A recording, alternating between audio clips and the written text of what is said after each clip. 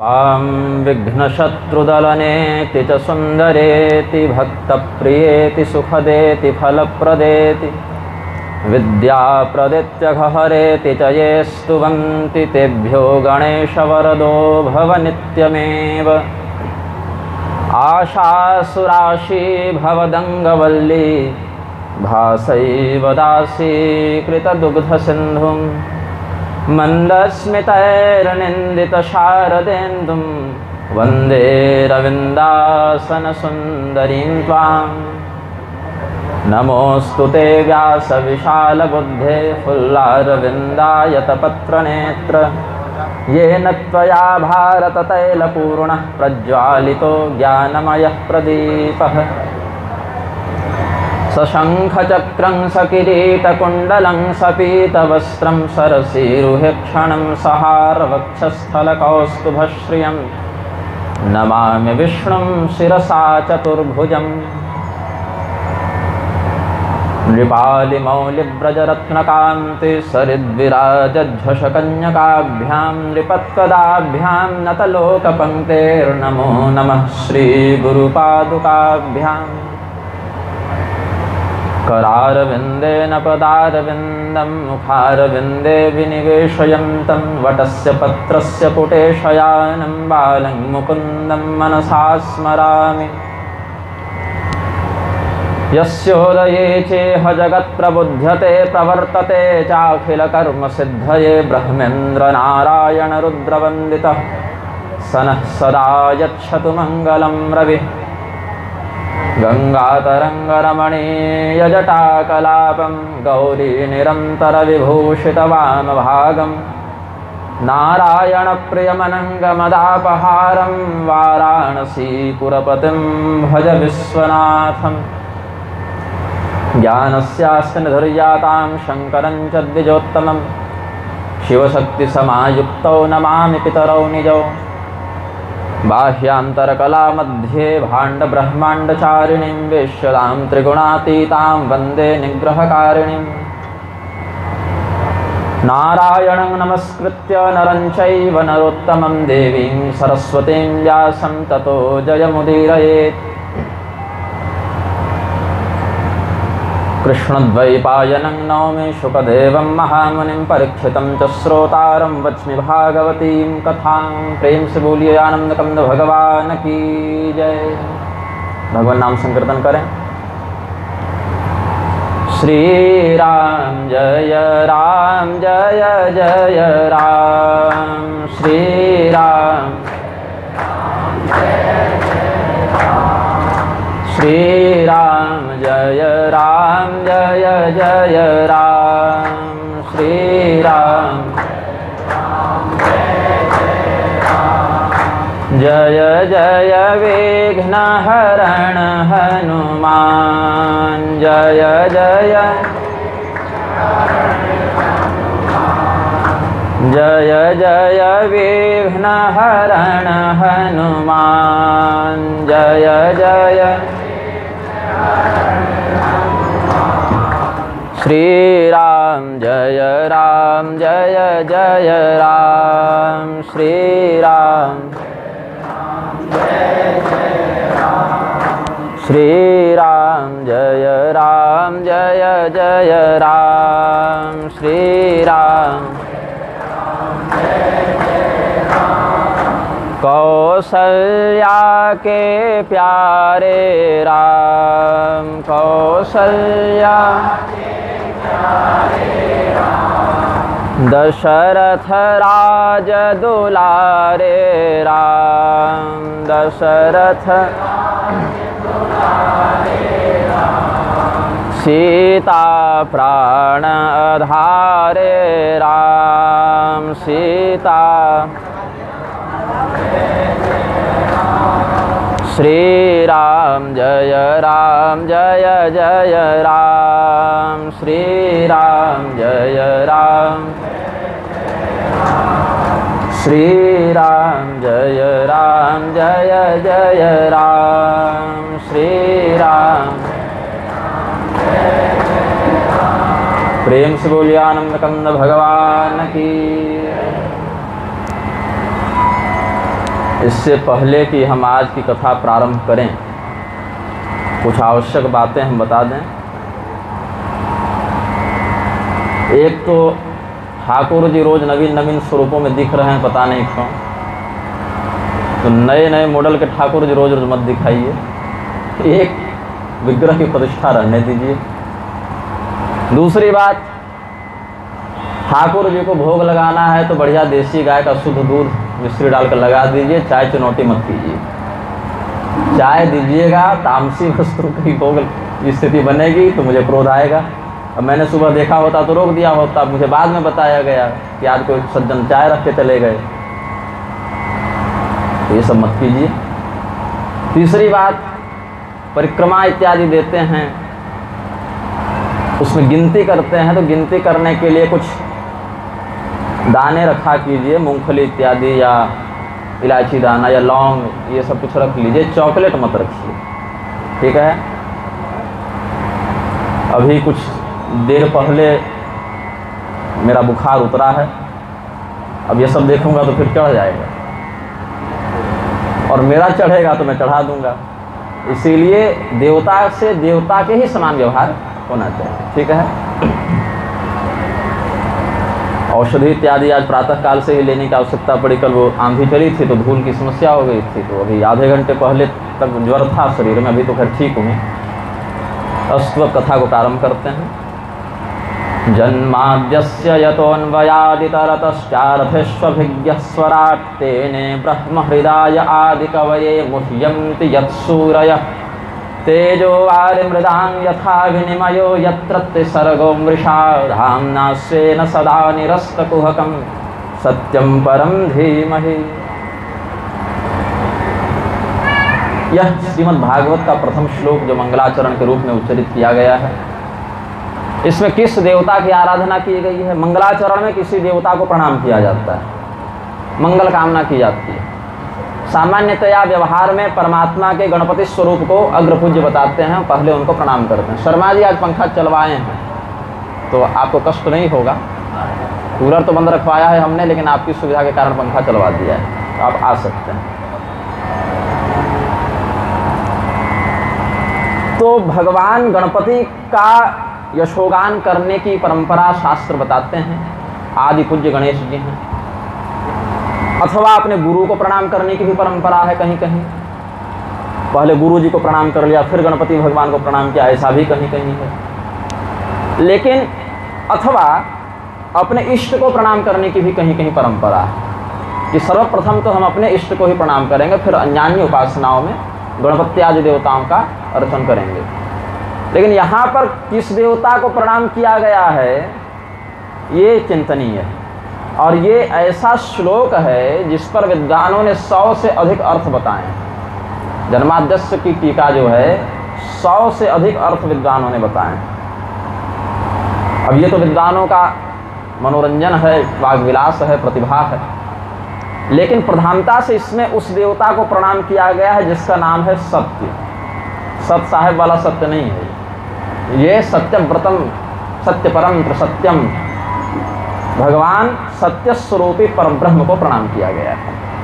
और उनका लक्षण क्या है, कैसे जानेंगे कि वो सत्य स्वरूपी परमात्मा यह हैं, किस प्रकार से ज्ञात होगा? यद्यपि वो तो अनिर्वचनीय हैं, वाणी के द्वारा उनके संपूर्ण रहस्य का वर्णन करना संभव नहीं है। यद्वाचानभ्युदितं येन वागभ्युज्यते, वाणी के द्वारा परमात्मा तत्व का यथावत वर्णन करना संभव नहीं है अगोचर होने से। तो उसका संकेत समझने के लिए लौकिक अथवा पारलौकिक दृष्टांतों का उदाहरण लेकर हम कुछ चिंतन का प्रयास करते हैं। संसार के अनुभव में 3 घटनाएं आती हैं। एक तो किसी का उत्पन्न होना, उसका कुछ समय स्थित रहना और फिर उसका नष्ट हो जाना। 3 तत्व तो बने ही रहे। कोई वस्तु है, कोई मनुष्य है, पशु है, पक्षी है, ब्रह्मांड में कुछ भी घटना हो रही है, उसमें 3 बातें होती हैं, उसका निर्माण, उसकी स्थिति और उसका संहार। तो यहाँ पर मंगलाचरण में ग्रंथकार कहते हैं कि जन्म आदि क्रियाएं जहाँ से होती हैं, जिसके माध्यम से नियंत्रित होती हैं, संपूर्ण तत्वों का जो राजा है, संपूर्ण तत्वों का जो अधिपति है, और जिसके रहस्य को प्रयत्न पूर्वक नहीं जाना जा सकता। ब्रह्मदेव भी अपने उपक्रम से जिसको नहीं जान सकते, भगवान अगर न चाहें तो ब्रह्मदेव भी उस तत्व के विषय में अपनी अनभिज्ञता ही व्यक्त करेंगे। मतलब ब्रह्मदेव जैसे लोक पितामह सर्वोत्पादक देवता भी भगवान की कृपा और इच्छा के कारण उनको जान पाते हैं। तो ब्रह्मदेव के हृदय में अपने स्वरूप का बोध भगवान ने कराया, इसीलिए ब्रह्मदेव को ज्ञात हुआ कि परमात्मा कौन है। ऐसे सत्य स्वरूपी परमात्मा को हम प्रणाम करते हैं। जन्म लेना सत्य नहीं है, स्थिति और संहार भी सत्य नहीं है, क्योंकि सत्य परिवर्तित नहीं होता। सत्य का लक्षण क्या है? जो अपरिवर्तनीय हो वह सत्य है, क्योंकि परिवर्तित होता रहेगा तो सत्य कैसे रहा? उसका रूप तो बदलता रहा ना। जिसका रूप बार बार बदलता है उसमें किस रूप को सही मानेंगे और किसको गलत मानेंगे? इसलिए सत्य अपरिवर्तनीय होता है। जन्म ले ले तो पहले से कुछ अलग रूप होगा, बड़ा होने लगे या छोटा होने लगे तो रूप परिवर्तन होगा, मर जाए तो और रूप परिवर्तन होगा। मिथ्या को, माया को सत्य नहीं कहते, परमात्मा ही सत्य स्वरूपी हैं। इसीलिए यहाँ सत्य स्वरूपी परमात्मा का चिंतन किया गया है, उनका ध्यान किया गया है, जिनकी कृपा से हम, जिनके परम धाम के आलोक के कारण निरस्त कुहकम समस्त प्रकार के अविद्याजन्य अज्ञानों का शमन हो जाता है। अब नैमिषारण्य क्षेत्र का वर्णन करते हैं। नैमिषारण्य में 88,000 ऋषि महर्षियों का विशाल साधक समूह विद्यमान है और सूत जी से निवेदन करते हैं। उस समूह के नेतृत्व करता महर्षि शौनक भगवान की लीलाओं के विषय में कोई ऐसा रहस्य नहीं सूत जी जो शास्त्रों में वर्णित हो और आपको पता न हो। अब जो वर्णित न है वो तो अलग बात है, अतीन्द्रिय परमात्मा का सर्वज्ञ लीलागत बोध संभव नहीं है। लेकिन वेदव्यास जी ने जितने भी लीलाओं को ग्रंथबद्ध किया है वो सभी आपको यथावत ज्ञात हैं। यानी वेद विराम श्रेष्ठो भगवान बादरायण। जो जो कथाएं, जिन जिन धर्मशास्त्रीय सिद्धांतों का वर्णन वेदव्यास जी ने किया है, अथवा वाल्मीकि जी ने भी बहुत कुछ लिखा है, अगस्त जी ने लिखा है, तो केवल वेदव्यास जी ही नहीं अपितु अन्यान्य तत्ववेत्ता परमात्मा तत्व के विशेषज्ञ ऋषियों के द्वारा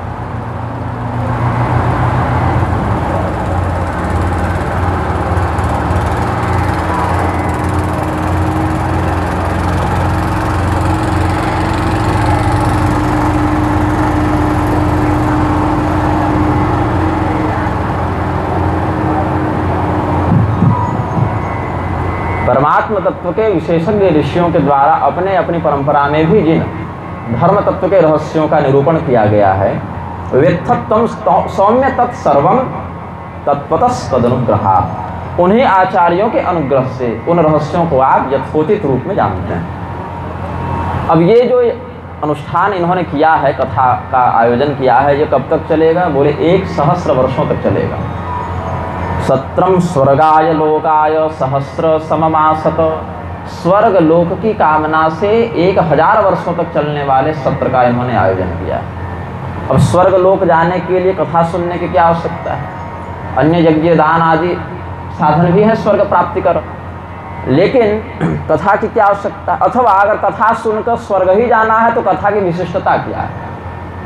कथा को तो मोक्षप्रद बताया गया है शास्त्रों में। भगवत कथा, भगवान नाम, ये सब तो मोक्ष देने वाले हैं ना, इस रूप में वर्णित हैं। स्वर्गादि फलों की तुच्छता को और मोक्ष की श्रेष्ठता को सिद्ध करने के लिए भगवान नाम महात्म्य आदि का भी निरूपण अनेक स्थलों पर मिलता है। तो स्वर्गलोक क्यों जानना चाहते हैं? तो बोले 2 प्रकार के स्वर्ग हैं, एक तो नाशवान है और एक अविनाशी है। अमरकोश में भी स्वर्ग वर्ग जो है, जहाँ पर प्रारंभ में ही अव्यय शब्द से स्वर्गजय में स्वर्ग ना कर अव्यय शब्द से भी स्वर्ग का एक लक्षण बताया गया है। तो स्वर्ग का अर्थ केवल इतना है कि मनुष्य लोक से पुण्य कर्म के फलस्वरूप प्राप्त होने वाले श्रेष्ठ समस्त लोगों को स्वर्ग इस संज्ञा से, इस श्रेणी में परिगणित कर देते हैं। ब्रह्मलोक इत्यादि भी आ जाते हैं। तो यहाँ वो स्वर्ग नहीं है जहाँ इंद्र रहते हैं, इंद्राधिपति युक्त अमरावती इत्यादि नगर वैशिष्ट्य वाला स्वर्ग लोक नहीं है।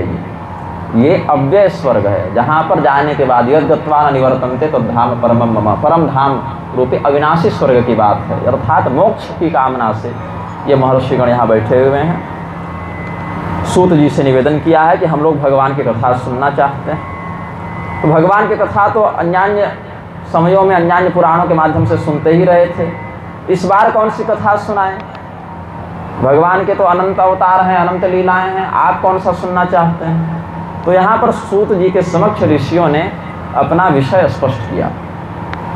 जैसे कुछ लोग आकर कहते हैं कि बताइए कुछ, अब क्या बताएं, बहुत कुछ है बताने के लिए, तो उसमें आप एक विषय बताएंगे तो कुछ चिंतन बनेगा। तो यहाँ विषय क्या दिया गया?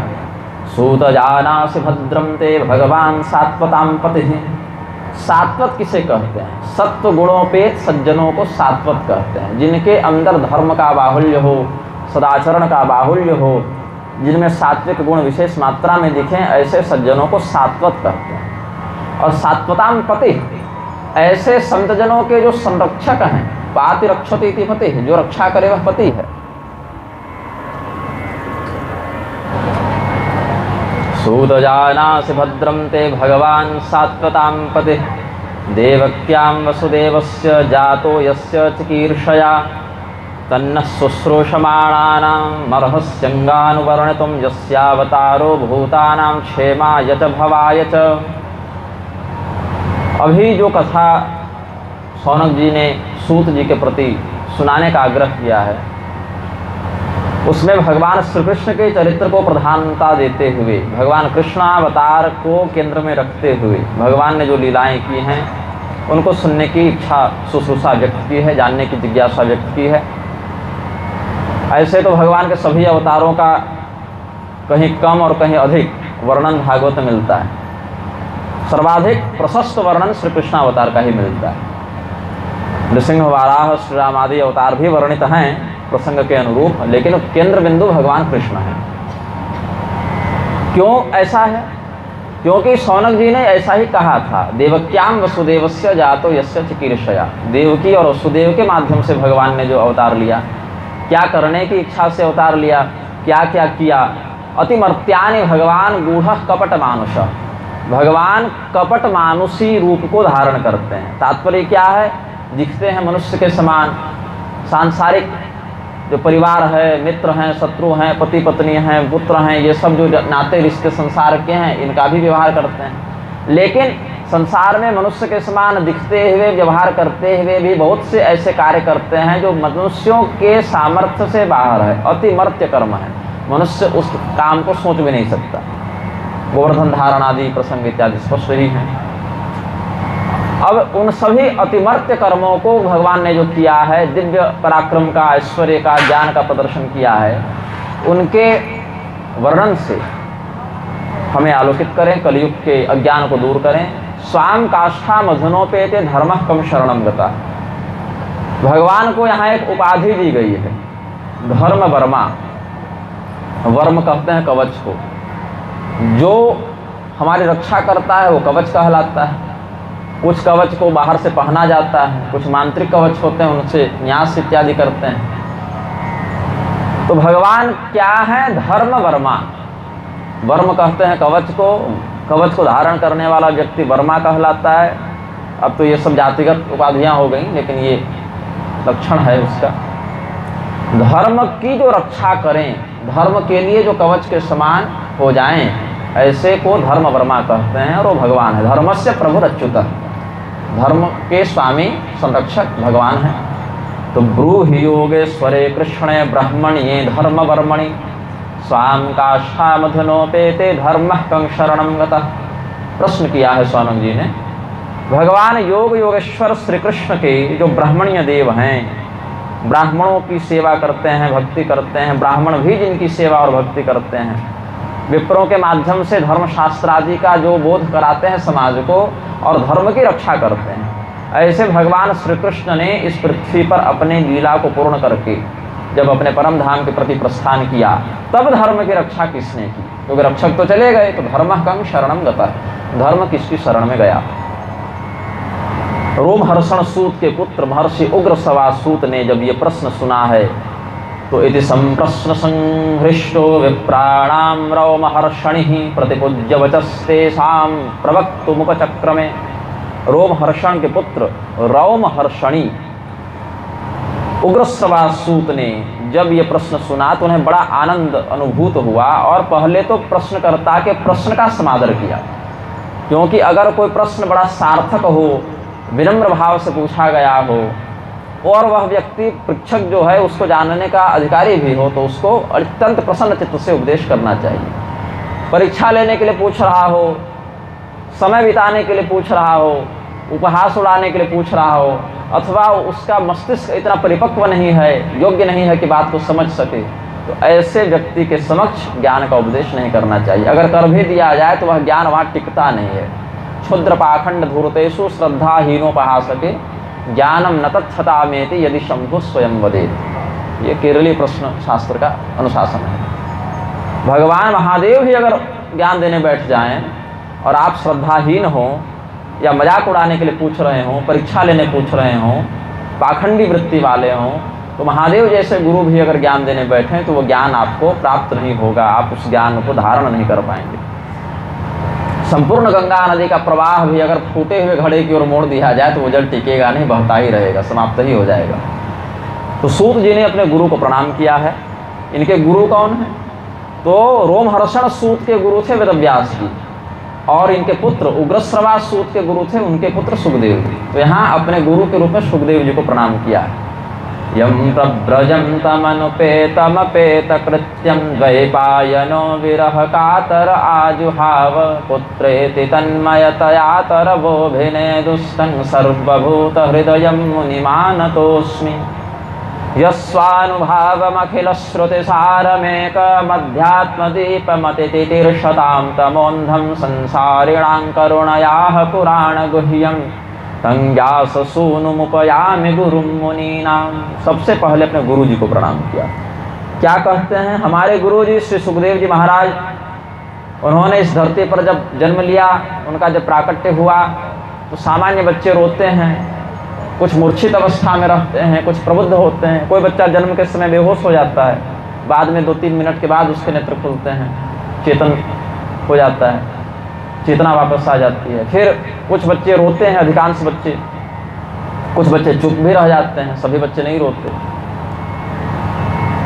लेकिन ये जो बच्चा हुआ वेदव्यास जी के यहाँ, श्री शिव जी की कृपा से जो सुखदेव जी आए हैं, तो भगवान के ही एक विभूति हैं, वे जन्म लेते ही चलने लगे। अभी जात कर्मादि संस्कार भी नहीं हुए हैं, जनेऊ तो बहुत दूर की बात है, अनुपेत कृत्य तो हैं, यज्ञोपवीत आदि नहीं हुआ है, वो तो खैर बहुत आगे होगा विषय, लेकिन अभी तो नाल कटे, जात कर्मादि संस्कार से जो प्रारंभ होता है, नालच्छेदन इत्यादि भी नहीं हुआ है। और चल पड़े, पिता की ओर देखा भी नहीं, हमारे पिता कैसे दिखते हैं, माता कैसे दिखती है, या और भी संसार में क्या दृश्य जगत है। तो भगवान वेदव्यास जी अपने पुत्र के वियोग के कारण कष्ट का अनुभव करते हुए उनके पीछे पीछे दौड़ पड़े। दोनों भगवत विभूति ही हैं, एक भगवान के अवतार ज्ञानावतार वेदव्यास जी और दूसरे सुखदेव जी। लेकिन इतने ब्रह्मनिष्ठ होने के बाद भी ब्रह्मसूत्रादि ग्रंथों के ऊपर तत्वबोध का निरूपण करने वाले, उपदेश का लेखन करने के बाद भी वेदव्यास जी पीछे पीछे जा रहे हैं आसक्त भाव से, और पुत्र पुत्र ऐसा पुकार रहे हैं। तो सुखदेव जी पीछे नहीं देखते हैं, मुड़े नहीं। सुखदेव जी की ओर से प्रतिनिधि रूप से वृक्षों ने उत्तर दिया। वृक्ष बोलते तो नहीं हैं, वृक्षों में शब्द का अभिव्यंजन तो देखा नहीं गया है, लेकिन वेदव्यास जी जैसे त्रिकालदर्शी तत्वज्ञ महात्मा ने अपने दिव्य शक्ति से वृक्षों के भाव को भी अनुभूत कर लिया। ये क्या कहना चाहते हैं? क्या कहा वृक्षों ने, ये वर्णन नहीं है। वृक्षों ने कहा तरवो भिनेदु, तरु कहते हैं वृक्ष को, वृक्षों ने उत्तर दिया, लेकिन क्या उत्तर दिया इसको खुलकर यहाँ नहीं बताया गया। तो अनुमान करते हैं कि सुखदेव जी का लक्षण बता दिया कि ये सर्वभूत हृदय हैं, मतलब सभी प्राणियों के हृदय में निवास करते हैं। अब सभी प्राणियों के हृदय में कौन निवास करता है? ईश्वर भगवान। ईश्वर सर्वभूतानां हृदय से अर्जुन तिष्ठति। अर्जुन को भी गीता में 18वें अध्याय में भगवान ने यही कहा कि परमात्मा का वास प्रत्येक प्राणी के हृदय में है। तो यहाँ तात्पर्य वही है कि जैसे परमात्मा का वास प्रत्येक प्राणी के हृदय में है, वैसे ही परमात्म रूप होने से, ब्रह्मनिष्ठ होने से, ब्रह्म को जानकर ब्रह्मरूप हो जाने से सुखदेव जी भी उस शरीर में बंधे सामान्य जीव नहीं हैं, ये तो व्यापक ब्रह्म तत्व में स्थित हो गए हैं, परमहंस हो गए हैं, ऐसा संकेत किया है। और जिनके अनुग्रह से, जिन सुखदेव जी महाराज की कृपा से संपूर्ण वेद का जो मर्म है, संपूर्ण शास्त्रों का जो रहस्य है, वो अत्यंत सरल प्रारूप में, रसमय प्रारूप में भागवत शास्त्र के रूप में हमें प्राप्त हुआ है। जैसे अंधकार में भटकते हुए व्यक्ति को कहीं कोई दीपक का सहारा मिल जाए, कोई बत्ती मिल जाए, कोई प्रकाश का स्रोत मिल जाए, वैसे ही अज्ञान के अंधकार में भटकते हुए हम मनुष्यों को ये अध्यात्म रूपी दीपक कहाँ से प्राप्त हुआ? सुखदेव जी के अनुग्रह से प्राप्त हुआ। इससे सुखदेव जी को क्या मिला? क्या हम सब अपने अपने दक्षिणा में कमीशन देने जा रहे हैं? नहीं ना। क्या आप लोग अपने अपने यश कीर्ति या पारलौकिक लाभ का कुछ पुण्यदान उनको करने जा रहे हैं? नहीं। स्वाभाविक निस्वार्थ करुणा से उत्प्रेरित होकर सुखदेव जी ने बता दिया। संसारिणाम करुणया पुराण गुह्यम, इस गुप्त शास्त्र को, रहस्य शास्त्र को हम संसारी जीवों पर कृपा करते हुए सुखदेव जी ने प्रकाशित कर दिया। ऐसे सुखदेव जी जो बड़े बड़े ऋषि महर्षियों के भी गुरु हैं, उनको हम प्रणाम करते हैं। ये मंगलानुशासन सूत जी ने व्यक्त किया है। फिर पौराणिक मंगलाचरण जो सभी पुराणों में प्राप्त होता है, अब वहाँ पहुँचते हैं। नारायणं नमस्कृत्य नरं चैव नरोत्तमं देवीं सरस्वतीं व्यासं ततो जयमुदीरये। भगवान नारायण को, पुराण पुरुषोत्तम को प्रणाम किया। भगवान नर को प्रणाम किया, जिनके प्रतिनिधि के रूप में हम सभी जीव निकाय विद्यमान हैं। तो नरोत्तम नर को प्रणाम किया। नर तो हम सब हैं, मनुष्य तो सब हैं, लेकिन इनमें सबसे उत्तम कौन है? तो नरोत्तम, जो भगवान नारायण के भाई हैं। नर नारायण भगवान जो धर्म और मूर्ति के माध्यम से उद्भूत हुए, प्रकट हुए। फिर ज्ञान की देवी सरस्वती को प्रणाम किया और व्यासपीठ के अधिष्ठाता भगवान वेदव्यास जी को प्रणाम किया। फिर कहा कि अब भगवान का जय घोष होना चाहिए। प्रेम से बोलिए आनंद कंद भगवान की जय। फिर एक रहस्य बताया। बहुत से लोग व्रत करते हैं, दान करते हैं, तीर्थाटन करते हैं, तपस्या करते हैं, अलग अलग प्रवृत्ति के माध्यम से धर्म का आचरण करते हैं। लेकिन इन समस्त धार्मिक कार्यों का परिणाम क्या होना चाहिए, उद्देश्य क्या होना चाहिए, उससे हम क्या प्राप्त कर लें तो समझ जाएं कि हाँ, हमारा किया गया सत्कर्म सफल हुआ। मेहनत तो कर ही रहे हैं। तपस्या भस्मासुर ने नहीं की थी क्या? हमसे आपसे ज़्यादा तगड़ी तपस्या की थी। अपने शरीर के मांस को काट काट कर हवन कर देता था। हालांकि अशास्त्रीय है, लेकिन कष्ट तो होता था उसको ना। कठोर तपस्या तो थी। रावण की तपस्या, शाल्व की तपस्या कष्ट की दृष्टि से तो हमसे बहुत ऊपर है। लेकिन क्या उनकी तपस्या का कोई लाभ, कोई सत्कर्म के लाभ से हम लोग आलोकित हुए? सनातन धर्म के जो मूल प्रारूप हैं उनमें कोई विकास का सृजन हुआ, कोई लाभ समाज को हुआ? नहीं। मेहनत तो उन्होंने की, क्या फायदा हुआ, क्या लाभ हुआ? तो ऐसा नहीं कि दान कर दें। दान तो जरासंध भी करता था ना, उससे क्या सत्कर्म कर सकते हैं? तो धर्म अच्छी प्रकार से जब व्यवहार में प्रयुक्त किया जाता है, मनुष्यों के द्वारा जब धर्म का आश्रय लिया जाता है, तो एक परीक्षा करनी चाहिए कि हम जो ये दान कर रहे हैं, जो भजन कर रहे हैं, या जो व्रत कर रहे हैं, या अन्यान्य जो भी तीर्थाटन इत्यादि है, इससे हमें क्या भगवान की कथा में प्रेम हो रहा है कि नहीं हो रहा है? अगर हो रहा है तो हमारा मार्ग सही दिशा में जा रहा है, हमारा जो परिश्रम है वो सफलता की ओर है। और अगर नहीं है तो मात्र वह शारीरिक व्यायाम के समान परिश्रम है, उससे कोई तात्विक लाभ नहीं मिल रहा है। धर्म स्वनुष्ठितः पुंसाम विश्वक्सेन कथासु यः नोत्पादयेत् यदि रतिं श्रम एव हि केवलम। अब गले में पत्थर बांध कर दौड़ते रहिए। एक मेहनत है, शरीर को एक कष्ट हो रहा है, लेकिन उससे कोई तात्विक लाभ की प्राप्ति नहीं हो रही। तो अनेकानेक व्रत, दान, जप इत्यादि के बाद भी अगर भगवत कथा के प्रति स्वाभाविक आकर्षण नहीं बन रहा है, तो एक चिंतन का विषय है कि अवश्य हमारी श्रद्धा में, सत्कर्म की समुचित भावना में कोई त्रुटि है, कोई गड़बड़ है। ये सब बातें वर्णित किए हैं। सात्विक बुद्धि वाले व्यक्ति भगवान की कथा की ओर स्वाभाविक ही पहुंच जाते हैं। राजसी बुद्धि वाले नाप तोल के पहुंचते हैं कि जाएंगे तो क्या लाभ होगा, नहीं होगा। सात्विक बुद्धि वाले को उतना नाप तोल नहीं करना पड़ता, वो ऐसे ही सहज स्वभाववश पहुंच जाते हैं। राजसी बुद्धि वाले थोड़ा टाल मटोल करके लाभ हानि देख कर आते हैं, और तामसी बुद्धि वाले का तो खैर प्रेम बनता ही नहीं है भगवत कथा में। भगवान के समस्त अवतारों का, जिनका वर्णन भागवत में प्रधानता से है, लगभग अवतारों का सूचीबद्ध वर्णन सूत जी ने तीसरे अध्याय में कर दिया। मतलब आप जब विद्यालय में पढ़ने जाते हैं, हालांकि अब विद्यालय तो क्या है, ये तो एक अविद्या का ही प्रसार करने वाले संस्थान हैं, लेकिन एक प्रचलित भाषा में स्कूल विद्यालय कह देते हैं। बच्चा पढ़ने जा रहा है तो सिलेबस दिया जाता है, इस वर्ष इस कक्षा का विद्यार्थी इन इन विषयों का अध्ययन करेगा, सिलेबस होता है। तो श्रीमद् भागवत महापुराण में भगवान के अवतारों का जो वर्णन किया गया, अनुक्रमणिका जो है कि भगवान के पहले अवतार ये हुए, दूसरे ये हुए, तीसरे ये हुए, ऐसे बताते हैं। जगृहे पौरुषम रूपम भगवान महदादि संभूतम षोडशकल माधव लोक शिश्रक्षया, ये सब अनुक्रमणिका है, विषय सूची है। ये हम अब क्या सुनने जा रहे हैं, तो एक सूची पहले है और एक सूची अंत में, 12वें स्कंद के 12वें अध्याय में।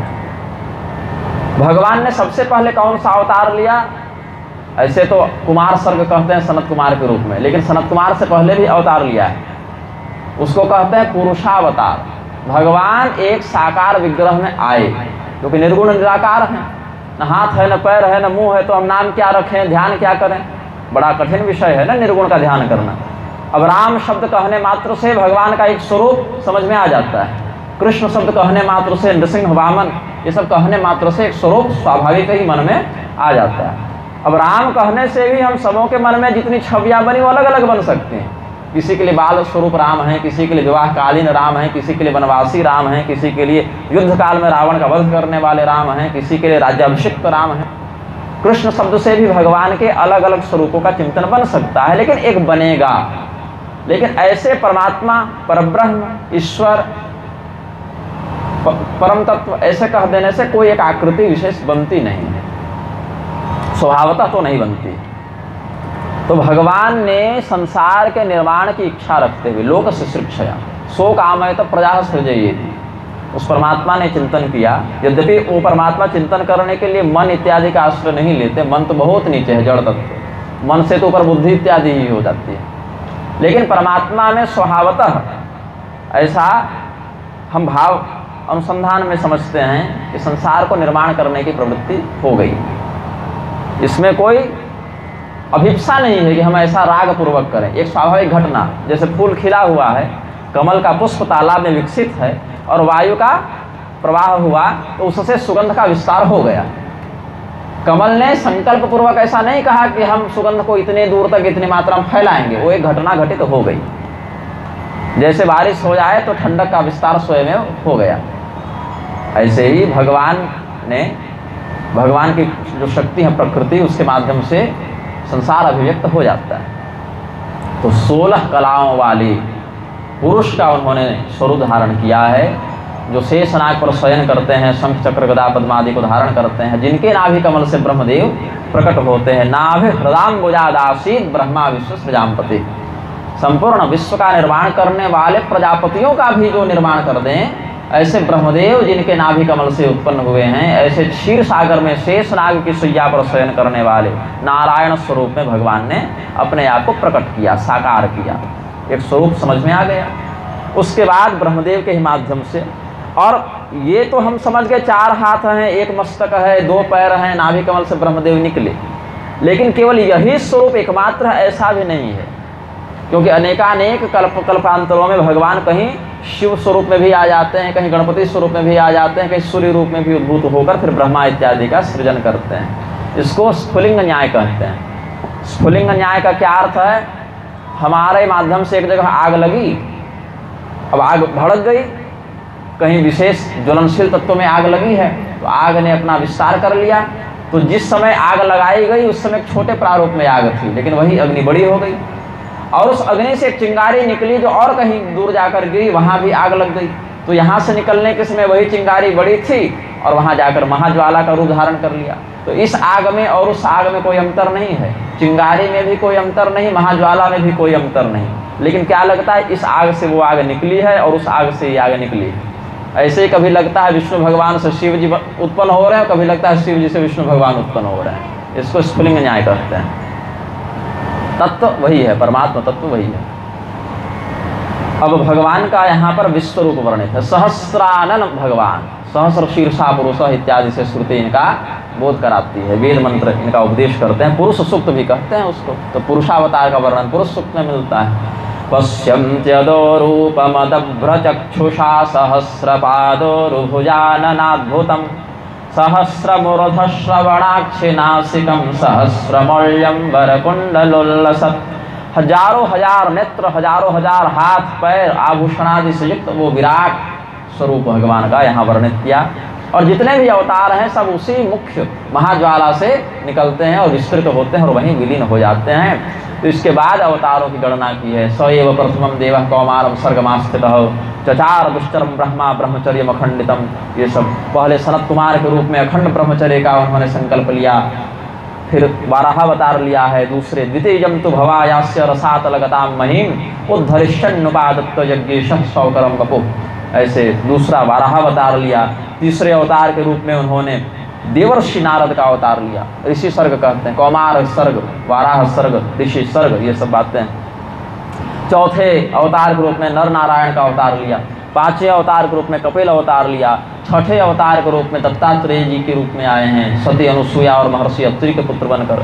सातवें अवतार के रूप में यज्ञ नारायण भगवान का अवतार लिया। यज्ञ नारायण भगवान ही समस्त यज्ञों के प्रधान उपभोक्ता होते हैं। ये सातवां अवतार हो गया भगवान का। आठवें अवतार के रूप में भगवान ने ऋषभ देव का अवतार लिया, मेरू देवी और महाराज नाभि के पुत्र के रूप में। इस प्रकार से नवें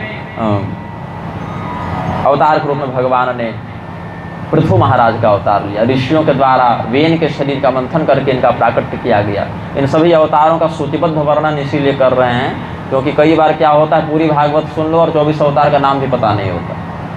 जिन जिनका वर्णन है उनका एक बार नामस्मरण कर लेते हैं, फिर लघु और विस्तृत क्रम में समयानुसार उनका आख्यान बताते चलेंगे। फिर आगे 10वें अवतार के रूप में मत्स्यावतार लिया। 11वें अवतार के रूप में मंदराचल को धारण करने के लिए कूर्म भगवान का अवतार लिया जब समुद्र मंथन हो रहा था, तो कछुआ बने हैं। फिर 12वें अवतार के रूप में उसी समुद्र मंथन के अंतर्गत धन्वंतरी का स्वरूप धारण किया। 13वें अवतार के रूप में उसी समुद्र मंथन के अंतर्गत मोहिनी का रूप धारण कर लिया, असुरों को मोहित किया। 14वें अवतार के रूप में नृसिंहावतार लिया। अब इसमें एक संदेह है। संदेह क्या है कि समुद्र मंथन के समय 11वां, 12वां, 13वां अवतार है।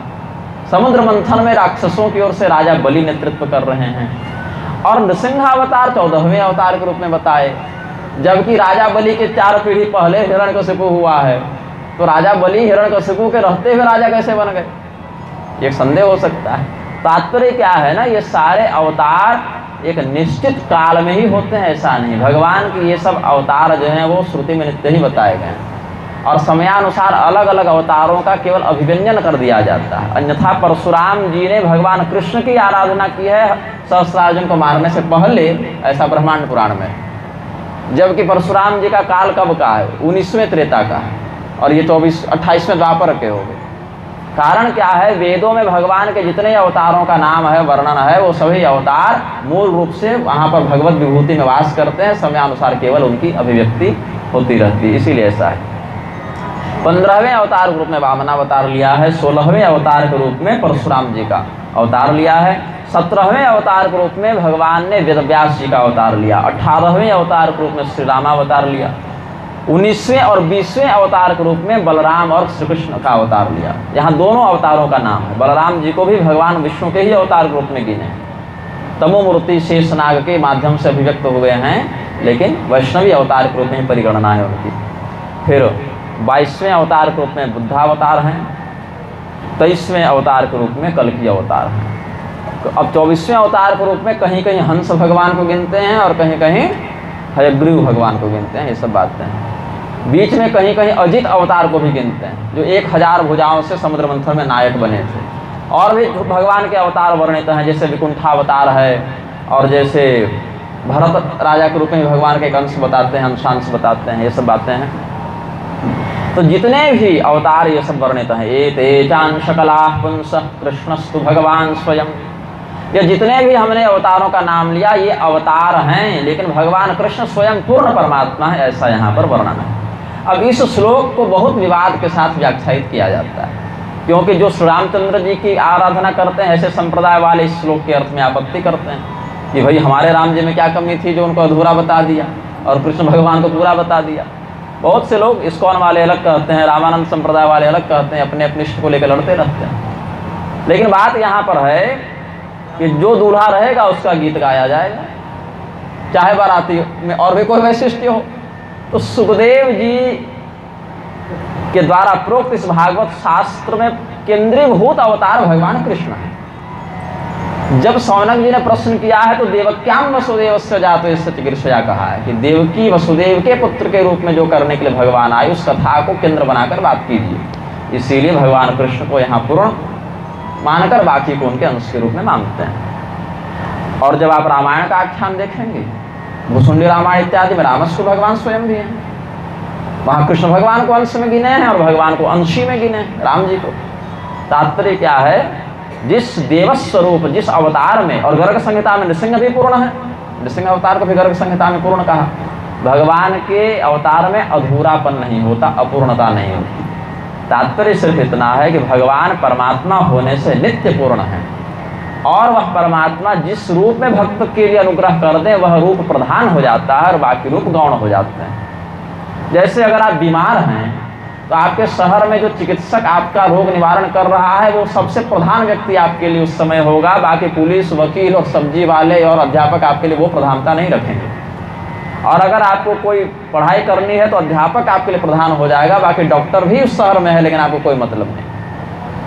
ऐसे ही भगवान के सभी अवतार जो हैं पूर्ण ही हैं, लेकिन कहीं अंशावतार, अंशांशावतार, आवेशावतार ये सब शब्द क्यों आते हैं? इसीलिए आते हैं ताकि हम बस ये समझ सकें कि इस स्वरूप में भगवान ने अपने कितने ऐश्वर्य का प्रदर्शन किया, कितना कर सकते हैं ये नहीं, कितना किया। अब आपके पास 1 करोड़ रुपया भी रहे लेकिन जाना है सब्जी खरीदने तो 1000-2000 रुपये लेकर जाएंगे, पूरा 1 करोड़ लेकर थोड़ी चलेंगे। इससे आपका सामर्थ्य कम नहीं हो जाता है। जब परशुराम जी और श्री राम जी भिड़े हैं कहाँ, सीता स्वयंवर के बाद, तो पहले क्या लगा कि परशुराम जी बहुत डांट रहे हैं, फिर क्या लगा कि राम जी उन पर हावी हो रहे हैं, बहुत लोग परशुराम जी की निंदा भी कर रहे हैं। लेकिन त्रिपुरा रहस्य आप देखिए, वहाँ श्री रामचंद्र जी ने कितनी सुंदर स्तुति की है परशुराम जी। और मध्वाचार्य जी ने महाभारत तात्पर्य निर्णय में इसका बड़ा सुंदर एक प्रतिमान प्रस्तुत किया है मध्वाचार्य जी ने। और श्लोक तो थोड़ा मुझे अभी विस्मरण हो रहा है, भाव मुझे स्मरण है।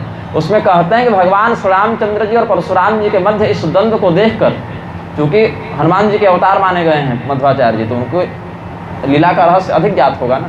वो कहते हैं ऐसा लगा कि एक ही व्यक्ति 2 अलग अलग कपड़ा पहन के अलग अलग स्वरूपों में लड़ रहा है।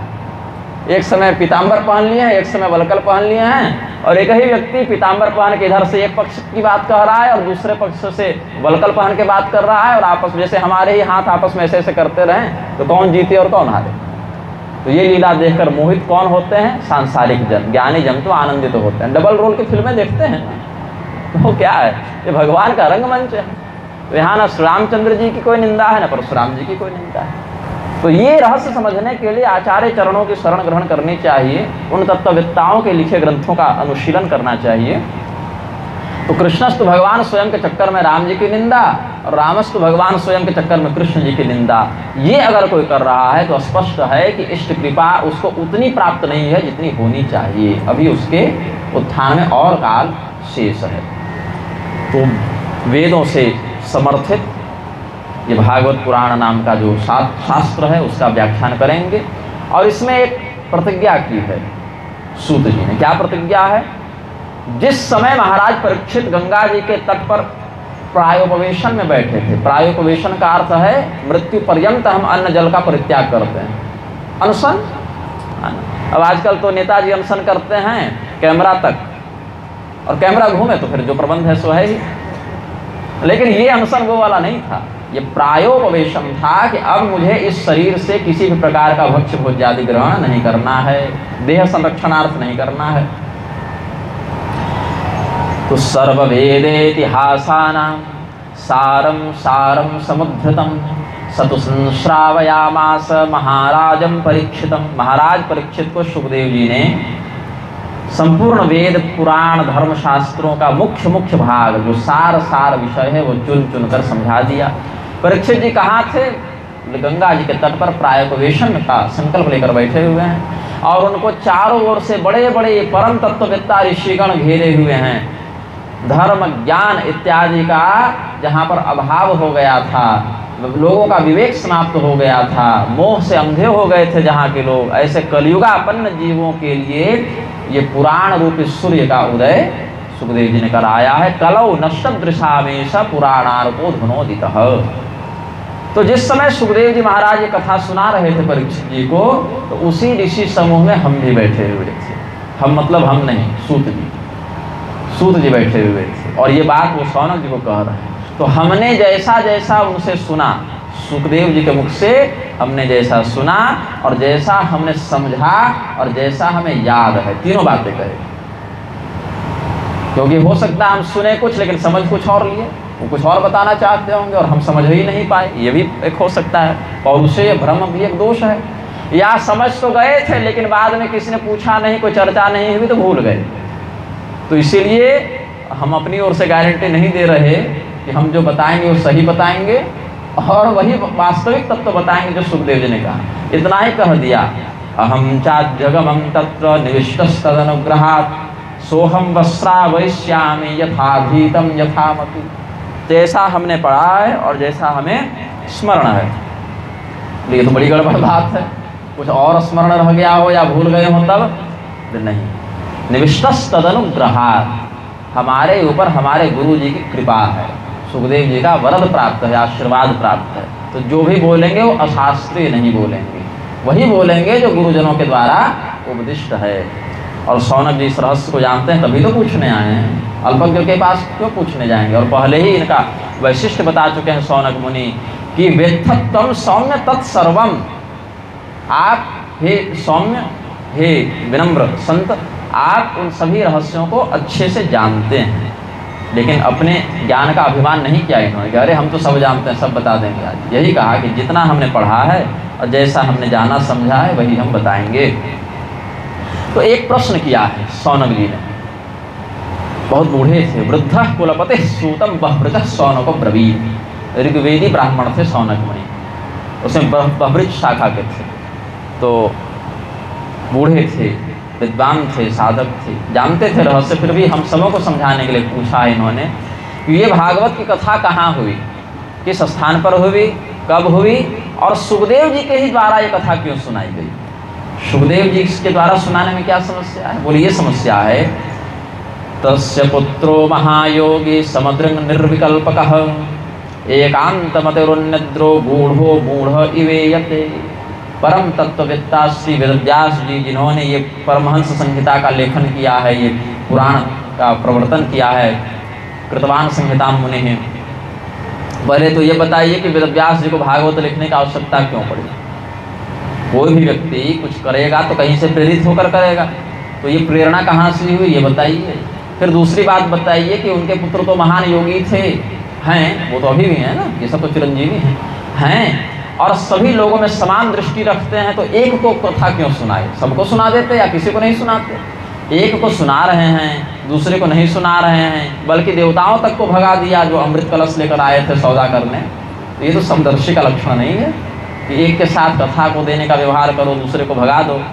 और एकांत में रहते हैं, सदैव सतर्क और प्रबुद्ध रहते हैं, कभी माया में व्यामोहित नहीं होते, और उनके स्वरूप को बाहर से देखकर कोई पहचान भी नहीं सकता कि यही सुखदेव जी हैं। उनका स्वरूप ऐसा दिखता है जैसे कोई पागल है, कोई मूर्ख है, ताकि लोग भीड़ न बढ़ाएं। आप कल कह रहे थे ना वो साधु जी बड़ी गाली देते हैं, गाली तो नहीं देते थे, ये शांत चित्त थे, लेकिन स्वरूप को छिपा कर रखते हैं। तो ये बताइए हमको, ऐसे महात्मा, उनका एक बड़ा सुंदर वर्णन यहाँ पर किया गया है। सुखदेव जी जब अपने घर को छोड़कर जा रहे थे, जन्म लिया और निकल पड़े, लेकिन उस समय उनकी दैहिक अवस्था 5 वर्ष तक की जैसी थी, जो बढ़ती बढ़ती 16 वर्ष तक पहुंची, ऐसा एक मत है। कुछ कहते हैं कि नहीं, वो 16 वर्ष की अवस्था में ही जन्म लिया, वहीं टिक गए, लेकिन इनका कोई स्पष्ट उल्लेख ऐसा नहीं है। कुछ कहते हैं 5 वर्ष माता के गर्भ में रहे, कुछ कहते हैं 100 वर्ष रहे, ऐसा शास्त्र का अलग अलग मत है। स्कंद पुराण के मत में भगवान कृष्ण की विभूति हैं सुखदेव जी, और कूर्म पुराण के मत में शिव जी की विभूति हैं सुखदेव जी। तो ये सब अलग अलग कल्पकल्पांतरों की भी बातें होती हैं। तात्पर्य इतना है, उस समय जब वो जा रहे थे आगे आगे, और उनसे कुछ 100-200 कदम पीछे वेदव्यास जी आ रहे थे, तो एक घटना घटित हुई। एक नदी के तट से, सरोवर के तट से ये सब गुजर रहे थे। तो दृष्ट्वानुयान्तं ऋषिमात्मजमप्यनग्नं दिव्यो हिया परिदधुर्न सुतस्य चित्रम् तद्वीक्ष पृच्छति मुनौ जगदुस्तवास्ति स्त्रीपुंभिदानतु सुतस्य विविक्तदृष्टे। जिस मार्ग से ये जा रहे थे, मार्ग में एक जलाशय था, होती है ना तालाब इत्यादि होते हैं, सड़क जा रही है, सड़क के किनारे तालाब है और वहाँ कुछ स्त्रियाँ स्नान कर रही थी। अब चूंकि घाट महिलाओं का ही था, वहाँ कोई पुरुष था नहीं, तो अपने हिसाब से नहा रही थी। वस्त्रों की कुछ विशेष मर्यादा उन्होंने नहीं रखी थी, तो जैसे था वैसे स्नान कर रहे थे सभी लोग। अब सुखदेव जी जब उधर से गुजरे तो स्त्रियों ने सुखदेव जी को भी देखा, सुखदेव जी की दृष्टि भी उधर पड़ी। स्वभाव है कब जा रहे हैं तो दिख ही गया, लेकिन उन स्त्रियों ने भी कोई पर्दा नहीं किया और सुखदेव जी ने भी कोई आपत्ति नहीं की। वो जैसे दोनों अपना अपना कार्य कर रहे थे वैसे करते रहे। और उसके कुछ ही समय के बाद 2-4 मिनट में वेदव्यास जी भी पीछे पीछे आ रहे थे। तो जैसे ही उनके खड़ाओं की आवाज़ पड़ी इनके कानों में, स्त्रियों के कान में कि वेदव्यास जी आ रहे हैं, ये सारी स्त्रियां हड़बड़ा गई और अपने अपने वस्त्रों को संभाल लिया, सुधार लिया। इस घटना को वेदव्यास जी ने देखा और उन्होंने प्रश्न किया, ये विचित्रता क्यों? अगर पुरुष मानती हो मुझे तो पुरुष तो मेरा पुत्र भी है, उसको देखकर तुम यथावत स्नान करती रही और मुझे देखकर तुमने वस्त्र सुधार ली, इसमें क्या रहस्य है? तो उन्होंने कहा यही रहस्य है कि आपने पुरुष और स्त्री के रूप में एक दूसरे को देखा। आपने भी कहा ना कि मैं पुरुष हूँ तुम स्त्री हो, वो भी पुरुष है और तुम स्त्री हो, तो ऐसा भेद क्यों? इसीलिए क्योंकि आपकी दृष्टि में स्त्री और पुरुष का भेद भी बना हुआ है, तो इसीलिए एक स्त्री को एक पुरुष के समक्ष इस स्थिति में जो करना चाहिए वो हमने किया। लेकिन उनकी दृष्टि में स्त्री पुरुष का कोई भेद नहीं है, वो केवल आत्मदर्शी हैं। उन्होंने हमारे शरीर में कौन से अंग हैं और उनके शरीर में कौन से अंग हैं इसको देखा ही नहीं। उनकी दृष्टि में हमारे अंदर जो आत्मज्योति है वही आपके अंदर है, वही उनके अंदर है। इसीलिए आत्मवेत्ता का जो व्यवहार आत्मवेत्ता के साथ होना चाहिए वैसा हमने किया। अब ये कोई सामान्य स्त्रियाँ नहीं थी, हम तो समझते हैं ये इन स्त्रियों के रूप में साक्षात वेद के मंत्र ही होंगे, तभी इन दोनों के रहस्य को वो समझ गए। सामान्य स्त्रियाँ होते तो अंदर की इतनी गंभीर बात को नहीं समझ पाते। ब्रह्मवेत्ता की गति तो ब्रह्मवेत्ता ही जान सकता है, तो इन स्त्रियों में भी ब्रह्मवादिनी स्त्रियाँ श्रुति मंत्र की ही साकार विग्रह ये होंगी, ऐसा चिंतन करते हैं। तो ये बात है कि आपके दृष्टि में हे वेदव्यास जी अभी स्त्री पुरुष का शारीरिक लक्षण बना हुआ है, इसीलिए हमने वैसा व्यवहार किया। और विविक्त दृष्टि वाले ब्रह्मदर्शी आपके पुत्र में ऐसा कोई भेद नहीं, इसीलिए हमने कोई आपत्ति नहीं। तो अब इस कथा को, इस घटना को यहाँ क्यों कहा गया? ताकि ये बताया जा सके कि जिसके मन में स्त्री और पुरुष के शारीरिक लक्षण तक को लेकर कोई विकार नहीं, वो सुखदेव जी यहाँ कैसे पहुँचे परीक्षित के पास? कथमालक्षितः पौरैः संप्राप्तः कुरुजांगलान् उन्मत्तमूकजड़वद् विचरन् गजसाह्वै।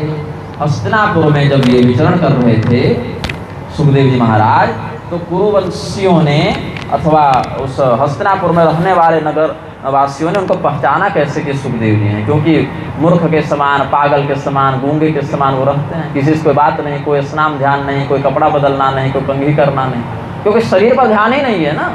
कपड़ा कहाँ पहन रहे हैं? शरीर में। स्नान शरीर के मल की शुद्धि के लिए है। तो दैहिक स्थिति का जिनको प्राधान्य बोध ही नहीं है वो देहगत क्रियाओं में लिप्त भी नहीं होते। अथवा ये मान लो कि पहचान भी लिया, ऋषि महर्षि बैठे हुए थे, उन्होंने तो तत्व जान लिया, तो बता दिए होंगे कि यही सुखदेव जी हैं, पहचान लिए, प्रणाम इत्यादि कर लिए, लेकिन वहाँ 7 दिन टिक कैसे गए? क्योंकि सुखदेव जी महाराज तो सगोदोहन मात्रम हि गृहेषु गृहमेधिना अवेक्षते महाभागस्तीर्थे कुर्वंस्तदाश्रमम्। किसी के यहाँ रुकते नहीं, टिकते नहीं कि महाराज आज हमारे यहाँ प्रसाद पालो, आज 2 दिन यहाँ सत्संग कर लो, ऐसा नहीं। एक देसी गाय का बछड़ा उसका दुग्ध यथेच्छ मात्रा में पी ले, उसके बाद भी अगर गांव में दुग्ध शेष रह जाए तो उसके दूध को दूहने में जितना समय लगता है, 5-10 मिनट जो भी लगे, उतने ही समय सुखदेव जी अधिकतम किसी गृहस्थ के यहाँ टिक जाते होंगे तो टिक जाते होंगे, नहीं तो टिकते ही नहीं। और यहाँ कह रहे हैं कि 7 दिन रहे, सत्संग हुआ। तो ये सब चर्चाएं जो हैं ये सब का प्रकरण ही नहीं होना चाहिए। और दूसरा एक और महान संदेह है कि राजा परीक्षित कोई सामान्य राजा नहीं थे। राजा परीक्षित अभिमन्यु के पुत्र हैं, उनके जन्म से ही बड़े बड़े आश्चर्य जुड़े हुए हैं। क्योंकि अश्वत्थामा जैसे चिरंजीवी अतिरथी के द्वारा चलाया गया ब्रह्मास्त्र भी उनको नहीं मार सका। तो जन्म में ही इतना बड़ा रहस्य है, चमत्कार है। ऐसे महाराज परीक्षित के पास लोग मरने क्यों जाते हैं, अनशन क्यों करते हैं? शरीर में कोई रोग हो जाए, ठीक नहीं हो रहा हो तो कह देते हैं भगवान मर ही जाते हैं, क्या कर सकते हैं, ठीक ही नहीं हो रहे हैं तो मुझे उठा लो भगवान। ऐसे उठाने आ जाए तो लोग कहेंगे प्रभु उठाने आए गए तो उठा क्यों नहीं, ठीक कर देते हैं ना।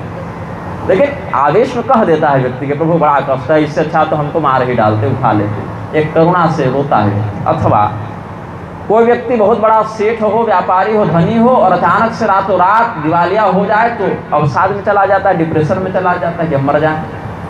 अथवा कोई व्यक्ति बहुत कीर्तिमान हो, बहुत धर्मात्मा हो और जीवन में कोई कलंक लग गया हो, तब उसको मन करता है कि इससे अच्छा तो हम मर जाते, अपयश से अच्छा है मर जाते। अथवा कहीं पर भरी सभा में उसका अपमान हो गया हो तो प्रतिष्ठित व्यक्ति को लगता है इससे अच्छा तो मर गए होते। बहुत कुछ कारण होते हैं किसी व्यक्ति को स्वयं से अपनी मृत्यु को पुकारने के लिए। तो परीक्षित जी के साथ ऐसा क्या हुआ था कि वो मरने का संकल्प ले लिए? न परीक्षित जी बूढ़े हैं, 60 वर्ष की आयु उस समय के लिए कोई आयु नहीं थी। 60 वर्ष की आयु मतलब उस समय तो आप नवयुवक ही हैं मान लीजिए। उन युवकों के लिए 400, 500, 600 वर्ष की जहाँ सामान्य आयु हो तो 60 वर्ष मतलब नवयुवक हैं अभी। तो शरीर में कोई रोग नहीं, जीवन में कोई अपयश नहीं, शत्रुओं का कोई संकट नहीं। कैसे? नमन्ति यत्पादनिकेतमात्मनः शिवाय हानि यधनानि शत्रवः कथं सवीरः श्रियमङ्गदुस्त्यजां युवैषतोत्स्रष्टुमहो साहसुभिः। शिवाय लोकस्य भवाय भूतये यौत्तमश्लोकपरायणा जना जीवन्ति नात्मार्थमसौ पराश्रयं मुमोच निर्विद्य कुतः कलेवरम्। राजा परीक्षित किसी राज्य में जाते थे आक्रमण करने, दिग्विजय करने, तो वहाँ के राजा उनसे लड़ते नहीं थे। क्यों? लड़के हारने से अच्छा है अभी शरणागत हो जाओ। राजा परीक्षित का पराक्रम ऐसा था, उनकी तेजस्विता ऐसी थी कि जब वो युद्ध करने जाते थे तो विपक्षी राजा उनसे युद्ध नहीं करते थे, लड़ते नहीं थे। महाराज परीक्षित से युद्ध करने का साहस उनका नहीं था। अपने मुकुट को अपने हाथों में लेकर वो राजा सामने आते थे और महाराज परीक्षित के पास प्रस्तुत होते थे। और महाराज परीक्षित अपने पैर को जिस आसन पर रखते थे उस रत्न जड़ित स्वर्ण मंडित पीढ़े पर अपना मुकुट रख देते थे कि महाराज हमारे माथे पर आपका चरण पड़ गया, एक संकेत है, शरणागत हैं हम आपके। ऐसा महारथी इतनी दुर्लभ राज्य लक्ष्मी को त्याग कर अनशन करने बैठ गए। क्यों बैठ गए?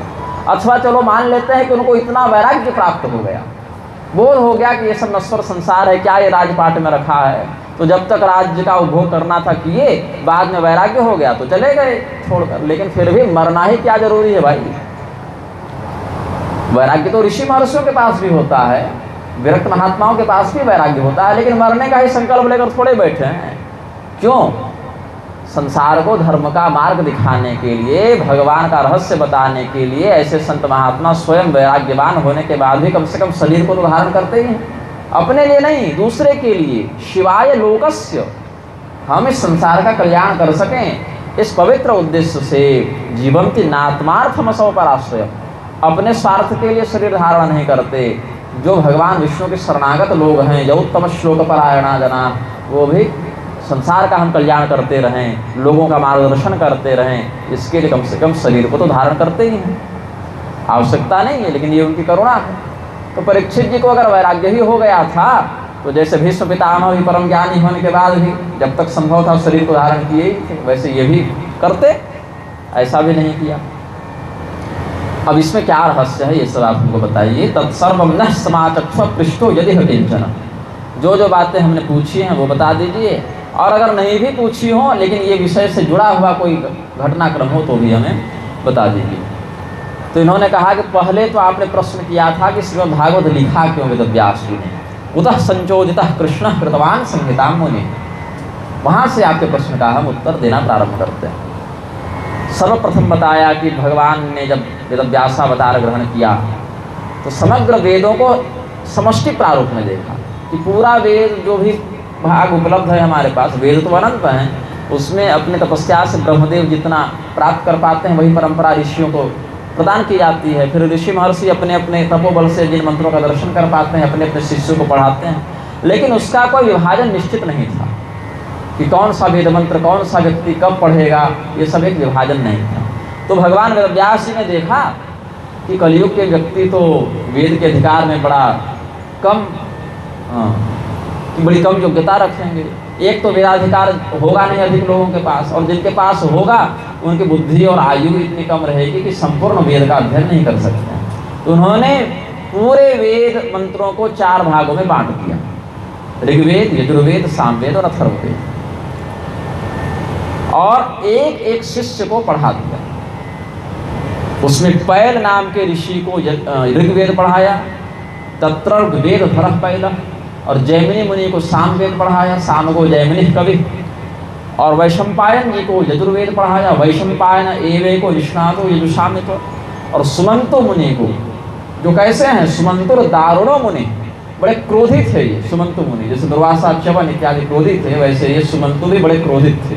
तो तंत्र मंत्र और उग्र प्रयोगों से युक्त अथर्ववेद को दारुण सुमंतु मुनि को पढ़ा दिया।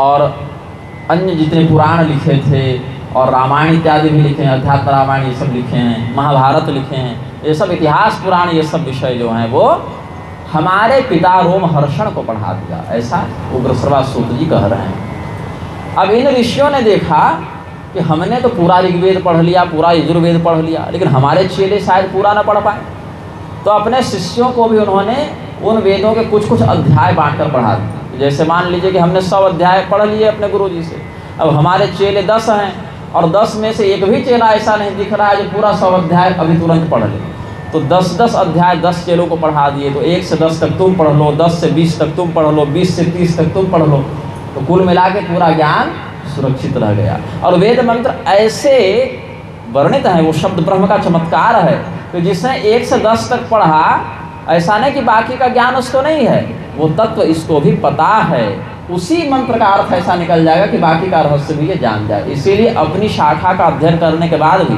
संपूर्ण वेद का तत्व वो व्यक्ति उसी से जान जाता है। ये वेदों का अपौरुषेय चमत्कार है कि पन्ना भले हमने एक पढ़ा और दूसरे शिष्य ने दूसरा पन्ना पढ़ा और तीसरे ने तीसरा पढ़ा, लेकिन तत्वबोध हमको पूरा का पूरा ही हो गया। ये रहस्य है वेदों का। फिर उन्होंने सोचा कि जो लोग वेद नहीं पढ़ सकते, वेदाधिकार जिनके पास नहीं, उनमें कौन कौन से लोग हैं, तो कहा कि ऐसे ब्राह्मण, ऐसे क्षत्रिय और ऐसे वैश्य जिनका यज्ञोपवीत नहीं हो पा रहा, लुप्त हो गया कुल परंपरा में, अथवा यदि हो भी गया तो ब्राह्मण का हुआ लेकिन 16 वर्ष की अवस्था के बाद हुआ, या क्षत्रिय का हुआ लेकिन 22 वर्ष की अवस्था के बाद हुआ, या वैश्य का हुआ लेकिन 24 वर्ष की अवस्था के बाद हुआ, तो भी अवैध माना जाता है, प्रभावी नहीं माना। धागा तो है लेकिन उसमें मंत्रबल नहीं है, उसके लिए प्राप्त दोष का प्रायश्चित करना पड़ता है। अथवा यज्ञोपवीत तो हो गया सही समय पर, लेकिन यजुर्वेद का गोत्र था उसका और सामवेद के मंत्रों से कर लिया, अथवा सामवेदी ब्राह्मण था लेकिन अथर्ववेद से कर लिया। अब कोई भारद्वाज गोत्र का व्यक्ति है, उसको माध्यन्दिनी शाखा से करना था, माध्यन्दिनी शाखा के अंतर्गत पारस्पर गृह सूत्र के विधान से उसका यज्ञोपवीत होना था, और वो सामवेद की कौथुमी शाखा से वो भी गृह सूत्र से कर लिया, तो यज्ञोपवीत तो हो गया लेकिन वो भी काम नहीं किया। अब इलेक्ट्रिक कार है, इंजन इलेक्ट्रिक लगा है, उसमें पेट्रोल डाल रहे हैं, डीजल डाल रहे हैं, तो उस इंजन का वो काम नहीं है ना। इसीलिए जिस गोत्र का जो वेद है उसकी गोत्र शाखा जो है, वेद शाखा जो है, उसी का मंत्र वहाँ पर काम करेगा, नहीं तो काम नहीं करेगा। ये सब बातें। अथवा स्त्री शूद्र वर्ण संकरादि हैं, या ऐसे ब्राह्मण जिनका यज्ञोपवीत भी समय पर हो गया, अपने वेद शाखा के मंत्रों से हुआ, लेकिन बाद में कोई ऐसा गलत काम कर बैठे कि पतित हो गए, तो बहुत कुछ उपाय है। मतलब वेद मंत्रों का अधिकार बहुत सूक्ष्म है, बहुत कठोर है, बहुत कठिन है, कदम कदम पर अधिकार ही चला जाता है। यही समस्या है इसके साथ। तो उन लोगों का कल्याण कैसे होगा, क्योंकि कलयुग में तो यही लोग अधिकांश होंगे ना, तो उनके कल्याण के लिए वेदों का वह ज्ञान वो भी प्राप्त कर सकें और वेदों की मर्यादा भी न टूटे, इन दोनों बातों का संतुलन रखते हुए वेदव्यास जी ने महाभारत लिखा। एक ही ग्रंथ 1 लाख श्लोक का बना दो कि सब बात व्यक्ति जान जाए और बिना वेद पढ़े ही वेद का मुख्य अर्थ जो है वो समझ जाए। उसके बाद लोग और होशियार निकले, बोले अच्छा हम घर में रखेंगे नहीं क्योंकि झगड़ा हो जा रहा है। अब इसमें ऋषि महर्षि क्या करें भाई, इतना सोच कर आपके बारे में, इतना चिंतन करके, इतनी करुणा के साथ, उतना मेहनत करके लिख दिए, पढ़ा दिए, उस ज्ञान को हमारे पूर्वजों ने सुरक्षित रखा इतने संघर्षों के बाद, और उसका क्या महत्व समाज अभी कर रहा है? कुछ नहीं। तो कृपया मुनिना कृतम, ये नहीं कहा ऋषि वेदव्यास ने कि गीता प्रेस और चौखंबा वाले छापेंगे और जितना महाभारत बिकेगा उतनी रॉयल्टी हमको मिलेगी, ये उद्देश्य नहीं था ना। कर्म श्रेयसी मूढ़ानाम श्रेय एवं भवेत्, कैसे इन मूर्खों का कल्याण हो यह चिंतन करके, दयावशात कृपा करके, इति भारतमाख्यानम कृपया मुनिना कृतम, महाभारत का उन्होंने लेखन किया। ऐसे करते हुए वेदव्यास जी ने अपने अवतार का उद्देश्य पूरा किया, लेकिन उनको संतोष नहीं हुआ। काम तो बहुत अच्छा किया, बहुत अलौकिक काम किया, अद्भुत काम किया, लेकिन अंदर से उनको लग रहा था कि कुछ न कुछ हमारे जीवन में अधूरापन है। 17 पुराण भी लिखे थे उन्होंने, 17 पुराणों का भी लेखन कर चुके थे, भागवत महापुराण नहीं लिखे थे तब तक। अच्छा, इसमें एक और मजेदार बात है, बहुत आनंददायक वार्ता है, जिसका चिंतन आज प्रातः काल हम कर रहे थे। जब वेदव्यास जी ने 17 पुराण लिखे तो 17 पुराण, पद्म पुराण भी लिखा, और पद्म पुराण लिखा तो उसका उत्तरखंड भी लिखा, और उत्तरखंड लिखा तो गोकर्ण धुंधुकारी भी लिखा, और गोकर्ण धुंधुकारी लिखा तो भागवत का महात्म्य भी लिखा, अथवा नारद सनत कुमार संवाद भी लिखा भक्ति प्रकरण में। और वहां पर ही सनत कुमार ने नारद मुनि को कहा है कि आप ही से तो वेदव्यास जी ने भागवत महापुराण का ज्ञान लिया है। और ये बात कब लिखे? जब भागवत नहीं लिखे थे, पद्म पुराण में ही ये सब बातें वर्णित कर चुके थे। तब वेदव्यास जी को किस बात का संदेह हुआ भाई, किस बात का मोह हुआ? नास्तिक बुद्धि से चिंतन करने पर ये कथाएं बड़ी रहस्यमयी और उलझाने वाली हैं। इसीलिए शंकराचार्य जी ने क्या कहा? शास्त्रारण्य, ये जंगल है। शास्त्र क्या है? जंगल है। इसको लिखने की शैली ऐसी है, इसमें घटनाओं का वर्णन करने का जो अद्भुत कौशल है वो इस तरीके से लिखा गया है कि कदम कदम पर भटकिएगा, ऐसा क्यों, वैसा क्यों, ऐसा क्यों, वैसा क्यों। बताइए, पद्म पुराण पहले लिखे हैं, भागवत महापुराण 18वें में लिखे, तो 17 पहले लिख चुके थे। वहीं पर उत्तरखंड में गोकर्ण धुंधुकारी का वर्णन, नारद भक्ति संवाद वर्णन कर चुके हैं। वहीं पर कह चुके हैं कि नारद मुनि से हमको भागवत मिला, लेकिन अभी तक मिला नहीं है व्यवहार की दृष्टि से, क्योंकि मिला रहता तो भागवत लिख चुके हो। तो फिर कैसे? या तो ग्रंथ ही झूठ बोल रहे होंगे, ये नास्तिक बुद्धि वाला व्यक्ति कहेगा, या तो हम नहीं समझ पा रहे, ये अपनी अल्पज्ञता आस्तिक व्यक्ति व्यक्त करेगा। बात ऐसी है, पुराण केवल उतने ही नहीं, वैसे ही नहीं जितना हमें प्राप्त होता है। शतकोटि प्रविस्तर कहा है पुराणों को, 100 करोड़ से अधिक श्लोकों में ये साहित्य वर्णित है। इसमें जितना हमारे अधिकार में है उतना ही हम प्राप्त कर पाते हैं। और पुराण शब्द में ही इसका रहस्य छिपा है। पुराणवम नवम भवति कि पुराणम, जो बहुत पुराना है लेकिन बार बार उसका संस्करण नवीन होता रहता है, इसीलिए उसको पुराण कहा जाता है। और एक रहस्य है, एक ही बार ये सब लेखन नहीं हुआ है, एक ही बार वेदव्यासावतार नहीं हुआ है। वेदव्यास एक पद है, पोस्ट है। उस पोस्ट पर, उस पद पर बहुत से लोग आए और बहुत से लोग आएंगे। देवराजेंद्र भी एक बार वेदव्यास के पद पर बैठे हैं, वाल्मीकि जी भी बैठे हैं, भृगु मुनि भी बैठे हैं, शुक्राचार्य भी बैठे हैं। अश्वत्थामा का नाम सुने होंगे आप लोग, द्रोणाचार्य के पुत्र अश्वत्थामा, अगले वेदव्यास वही होने वाले हैं। द्रोणिर्व्यासो भविष्यति, द्रोणाचार्य के पुत्र ही अश्वत्थामा ही अगले वेदव्यास होंगे। अभी जो वेदव्यास हैं उनका नाम वेदव्यास नहीं है, वो तो उनकी उपाधि है, वो तो पद का नाम है। उनका नाम है बादरायण या कृष्णद्वैपायन, ये उनका नाम है। तो ये सारे ग्रंथ पहले भी लिखे जा चुके हैं, क्योंकि त्रिकालदर्शी महात्माओं के लिए कोई भी काल वर्तमान नहीं होता और भविष्य नहीं होता। जो व्यक्ति भूत भविष्य वर्तमान तीनों को आंख के सामने देख रहा है, उसके लिए तीनों घटनाएं आपस में मिश्रित होती हैं। इसलिए कई बार भविष्य की घटनाओं को भूतकाल की शैली में, भूतकाल की घटनाओं को भविष्यकाल की शैली में भी आचार्यगण वर्णित कर देते हैं। और इन सबों का रहस्य वो अपने शिष्यों को बताते हैं और उनके शिष्य फिर अपने शिष्यों को बताते हैं। इसीलिए आप बाजार से ये सब ग्रंथ खरीद कर ले भी आएँ, पढ़ने बैठ भी जाएं, तो न बात समझ में आएगी और न श्रद्धा का उदय होगा, पागल हो जाएंगे। ये सब आचार्यों के सामने बैठकर सीखना चाहिए, पढ़ना चाहिए। और हम उस ज्ञान को धारण करने लायक बन सकें, इसके अधिकाधिक सत्य, संयम, संतोष, तपस्या, सहनशीलता इत्यादि सद्गुणों का पालन करके साधना तपस्या के द्वारा अपनी योग्यता को बढ़ाना चाहिए। तब जाकर एक एक अक्षर का मर्म समझ में आता है। ऐसे खरीद लिए रामायण भागवत और पढ़ने बैठ गए, अक्षर से तो परिचय हो ही जाएगा, लेकिन तत्व से मर्म से परिचय नहीं हो पाएगा। सुखदेव जी को क्या नहीं पता था भाई, जन्म लेते जो परमात्मा तत्व को जान गए और निकल गए, ऐसे ही भागवत बाँचने लगे। नहीं, आकर वापस अपने पिता से पढ़े हैं, आवश्यकता नहीं थी, लेकिन मर्यादा यही कहती है। वाल्मीकि जी को क्या आवश्यकता थी, ब्रह्मदेव ने आशीर्वाद दे दिया, अतीतम अनागतम च। लेकिन नारद मुनि से भले 100 श्लोक में ही, सूत्र रूप में ही, लेकिन एक मर्यादित रामायण का ज्ञान उन्होंने लिया है।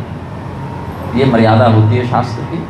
तो इनका चित्त बड़ा व्यथित था, इनका वेदव्यास जी का अधूरापन लग रहा था कि अवश्य ही हमारे अवतार का जो उद्देश्य था उसमें कोई न कोई कमी है। अब ये कमी क्या है, ये अंदर में खोज नहीं पा रहे, जबकि वेदव्यास जी सर्वज्ञ हैं, सब जानते हैं, फिर भी यहाँ पर अपनी सर्वज्ञता का प्रदर्शन नहीं कर रहे हैं।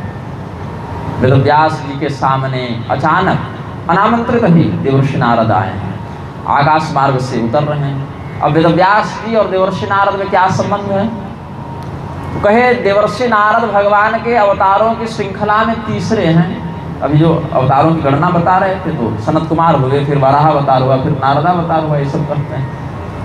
ऐसे वराह अवतार भगवान मनु के प्राकट्य के बाद हुआ, तब ना पृथ्वी का वो कहेंगे कहाँ चली गई, और यज्ञ वाराह का उदाहरण करेंगे भगवान, क्रम की दृष्टि से देखें। लेकिन देवर्षि नारद को यहाँ पर दूसरा नहीं कहा, तीसरा कहा, जबकि मरीचि, अंगिरा, पुलस्त, पूरा ये सब के 10वां सूत्र नारद में नारद जी का परिगणन करते हुए बहुत कुछ बातें हैं जिसका चिंतन एकांत में इष्ट के सामने, गुरु के सामने करना चाहिए। तो देवर्षि नारद का संबंध वेदव्यास जी से क्या है, एक तो दोनों भगवान के अवतार हैं, एक अवतार तीसरे नंबर पर और एक 17वें नंबर पर, ये संबंध है। दूसरा वंश परंपरा का भी संबंध है। देवर्षि नारद कौन है, वेदव्यास जी के पिता महर्षि पराशर थे, पराशर जी के पिताजी महर्षि शक्ति थे, शक्ति जी के पिता वशिष्ठ जी थे, वशिष्ठ जी के पिता ब्रह्मदेव हैं, और ब्रह्मदेव के पुत्र हैं नारद में, मतलब वशिष्ठ और नारद भाई हैं। अपने मानसिक संकल्प से भगवान ब्रह्मदेव ने वशिष्ठ और नारद आदि पुत्रों को जन्म दिया है। अरुंधति नाम की पत्नी से वशिष्ठ जी को शक्ति नामक पुत्र की प्राप्ति हुई, अदृश्यमती नाम की पत्नी से शक्ति जी को पराशर नामक पुत्र की प्राप्ति हुई, और दैवक्षावसात सत्यवती नाम की स्त्री से पराशर जी को वेदव्यास नामक पुत्र की प्राप्ति हुई। इसीलिए यहाँ पर कहते हैं देवर्षि नारद वंश परंपरा की दृष्टि से भी वेदव्यास जी के पूर्वज ही कहलाए। एक प्रकार से देखें तो परदादा के समकक्ष लगेंगे। तो वे जब आ रहे थे तब अभिज्ञाय सहसा प्रत्युत्थायागतम मुनि पूजयामास विधिवन् नारदम सुर पूजितम। ऐसे देवर्षि नारद जिनकी आराधना, जिनकी पूजा तो बड़े बड़े देवता भी करते हैं, जिनका सम्मान बड़े बड़े देवता भी करते हैं, ऐसे देवर्षि नारद को अपने आश्रम में आता हुआ देखकर वेदव्यास जी अपने आसन से उठकर खड़े हुए, उनको प्रणाम किया, उनको श्रेष्ठ आसन प्रदान किया, उनकी पूजा की। और जब देवर्षि नारद सुखपूर्वक बैठ गए, अब उसके बाद वेदव्यास जी चुप, अतिथि भी चुप और वेदव्यास जी भी चुप। अतिथि इसीलिए चुप हैं कि अब इनके घर आए तो कुछ तो पूछेंगे। ये जैसे आपके घर में कोई अतिथि आता है तो आप पूछते हैं चाय पानी कुछ लेंगे। अब सात्विक लोग चाय पानी तो नहीं पीते हैं, तो मधुपर्क का आस्वादन करते हैं। दूध, दही, घी, मधु, इसका एक विशिष्ट अनुपात में मिश्रण करके ग्रहण किया जाता है, मधुपर्क आदि का विधान है। अथवा कम से कम इतना पूछते हैं कि आपको कोई कष्ट तो नहीं हुआ मार्ग में, किस उद्देश्य से आगमन हुआ है। ये सब तरह तरह की औपचारिकता होती है अतिथि से संवाद करने की। लेकिन वेदव्यास जी कुछ बोल ही नहीं रहे हैं, क्योंकि ये इतने चिंता में मग्न है कि इनका मन ही बुझा हुआ है। अब देवर्षि नारद अपने से क्या बोले, तो मुस्कुराने लगे। तो कोई बात नहीं, अब हम ही चर्चा को प्रारंभ करते हैं। तो देवर्षि प्राह विप्रर्षिं वीणा पाणे स्मयन निव, मुस्कुराते हुए अंदर की बात तो पकड़ लिए कि अवश्य ही इनके जीवन में कोई चिंता है, कोई कष्ट है। तो मुस्कुराने लगे देवर्षि नारद और स्वयं से कहते हैं, पाराशर्य महाभाग भवतः कच्चिदात्मना परितुष्यति शारीर आत्मा मानस एवं। तबीयत ठीक तो है, भाई व्यास जी जैसे महर्षि चुप हैं, चिंता में हैं, मतलब कोई गड़बड़ है।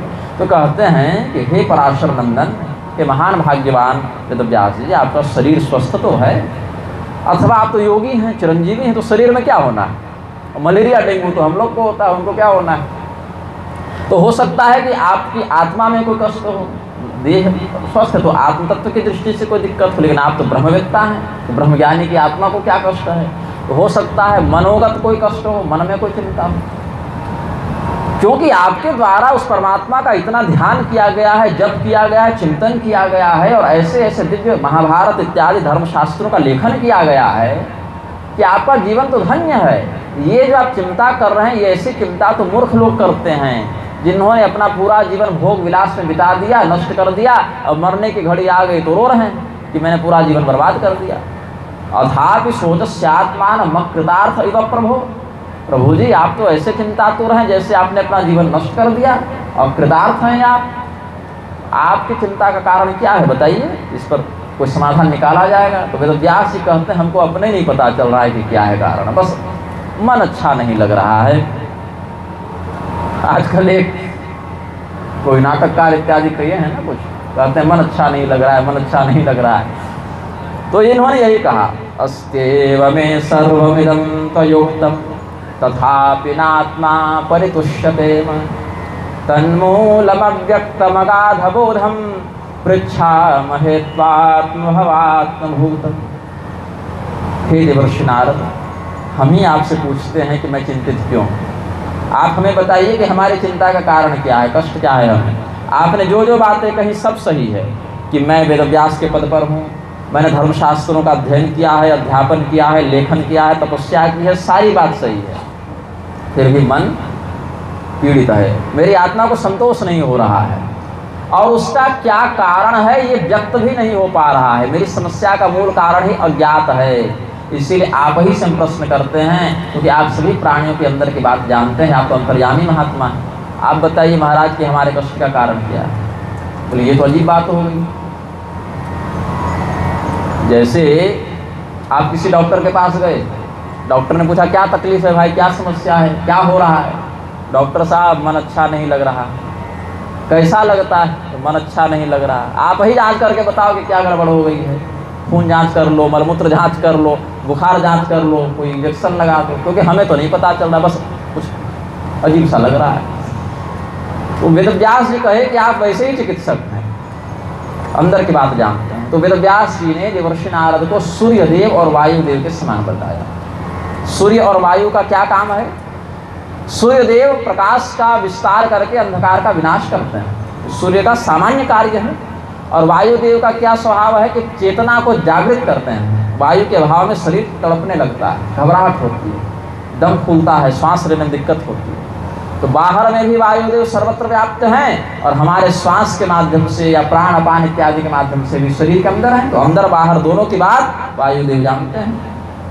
इसलिए कहा सवै भवान वेद समस्त गुह्यमुपासितो यत्पुरुषः पुराण परावरेशो मनसैव विश्वं सृजत्यवत्यत्ति गुणैरसङ्गः त्वं पर्यटन्नर्क इव त्रिलोकी मन्तश्चरो वायुरिवात्मसाक्षी परावरे ब्रह्मणि धर्मतो व्रतैस्नातस्य मे न्यूनमलं विचक्ष्व। आपने भी समस्त वेदों का ज्ञान प्राप्त किया है, आपने भी समस्त धर्मशास्त्रों का विधिवत बोध किया है, आपने भी उन परमात्मा की तपस्या और भजन किए हैं, और आप इस संसार में किसी भी आसक्ति से बिना लिप्त हुए भ्रमण करते हैं। जैसे आकाश में सूर्य विचरण करते हुए अंधकार का विनाश करते हैं, वैसे ही आप भी अपने ज्ञान से लोगों को प्रकाशित करते हुए उनको सन्मार्ग दिखाते हैं। और जैसे वायु देवता हमारे अंदर बाहर विचरण करते हैं, वैसे सभी प्राणियों के बाहर के क्रियाकलाप और अंदर की भावनाओं को भी आप अंतर्यामी होने से जान जाते हैं। परमात्मा का बोध उसे ही होता है जो संपूर्ण धर्मशास्त्रों का बोध प्राप्त कर चुका हो। अब कोई मीराबाई, माता सबरी जैसे कोई भक्त हो गए जिन्होंने बिना धर्मशास्त्रों का अध्ययन किए ही परमात्मा को प्राप्त कर लिया, वहाँ भक्ति के बल से उनमें धर्मशास्त्रों का ज्ञान भगवान जगा देते हैं, ऐसा समझना चाहिए। दो परंपरा है ना, अधीत परंपरा और अनुभूत परंपरा। अधीत परंपरा मतलब गुरु जी से पढ़ के शिष्य ने उस परमात्मा को जाना। और अनुभूत परंपरा में जैसे भगवती मीराबाई हों, सबरी मैया हों, इन्होंने भक्ति के कारण भगवान की कृपा प्राप्त की और भगवान ने उनको अपना बोध करा दिया।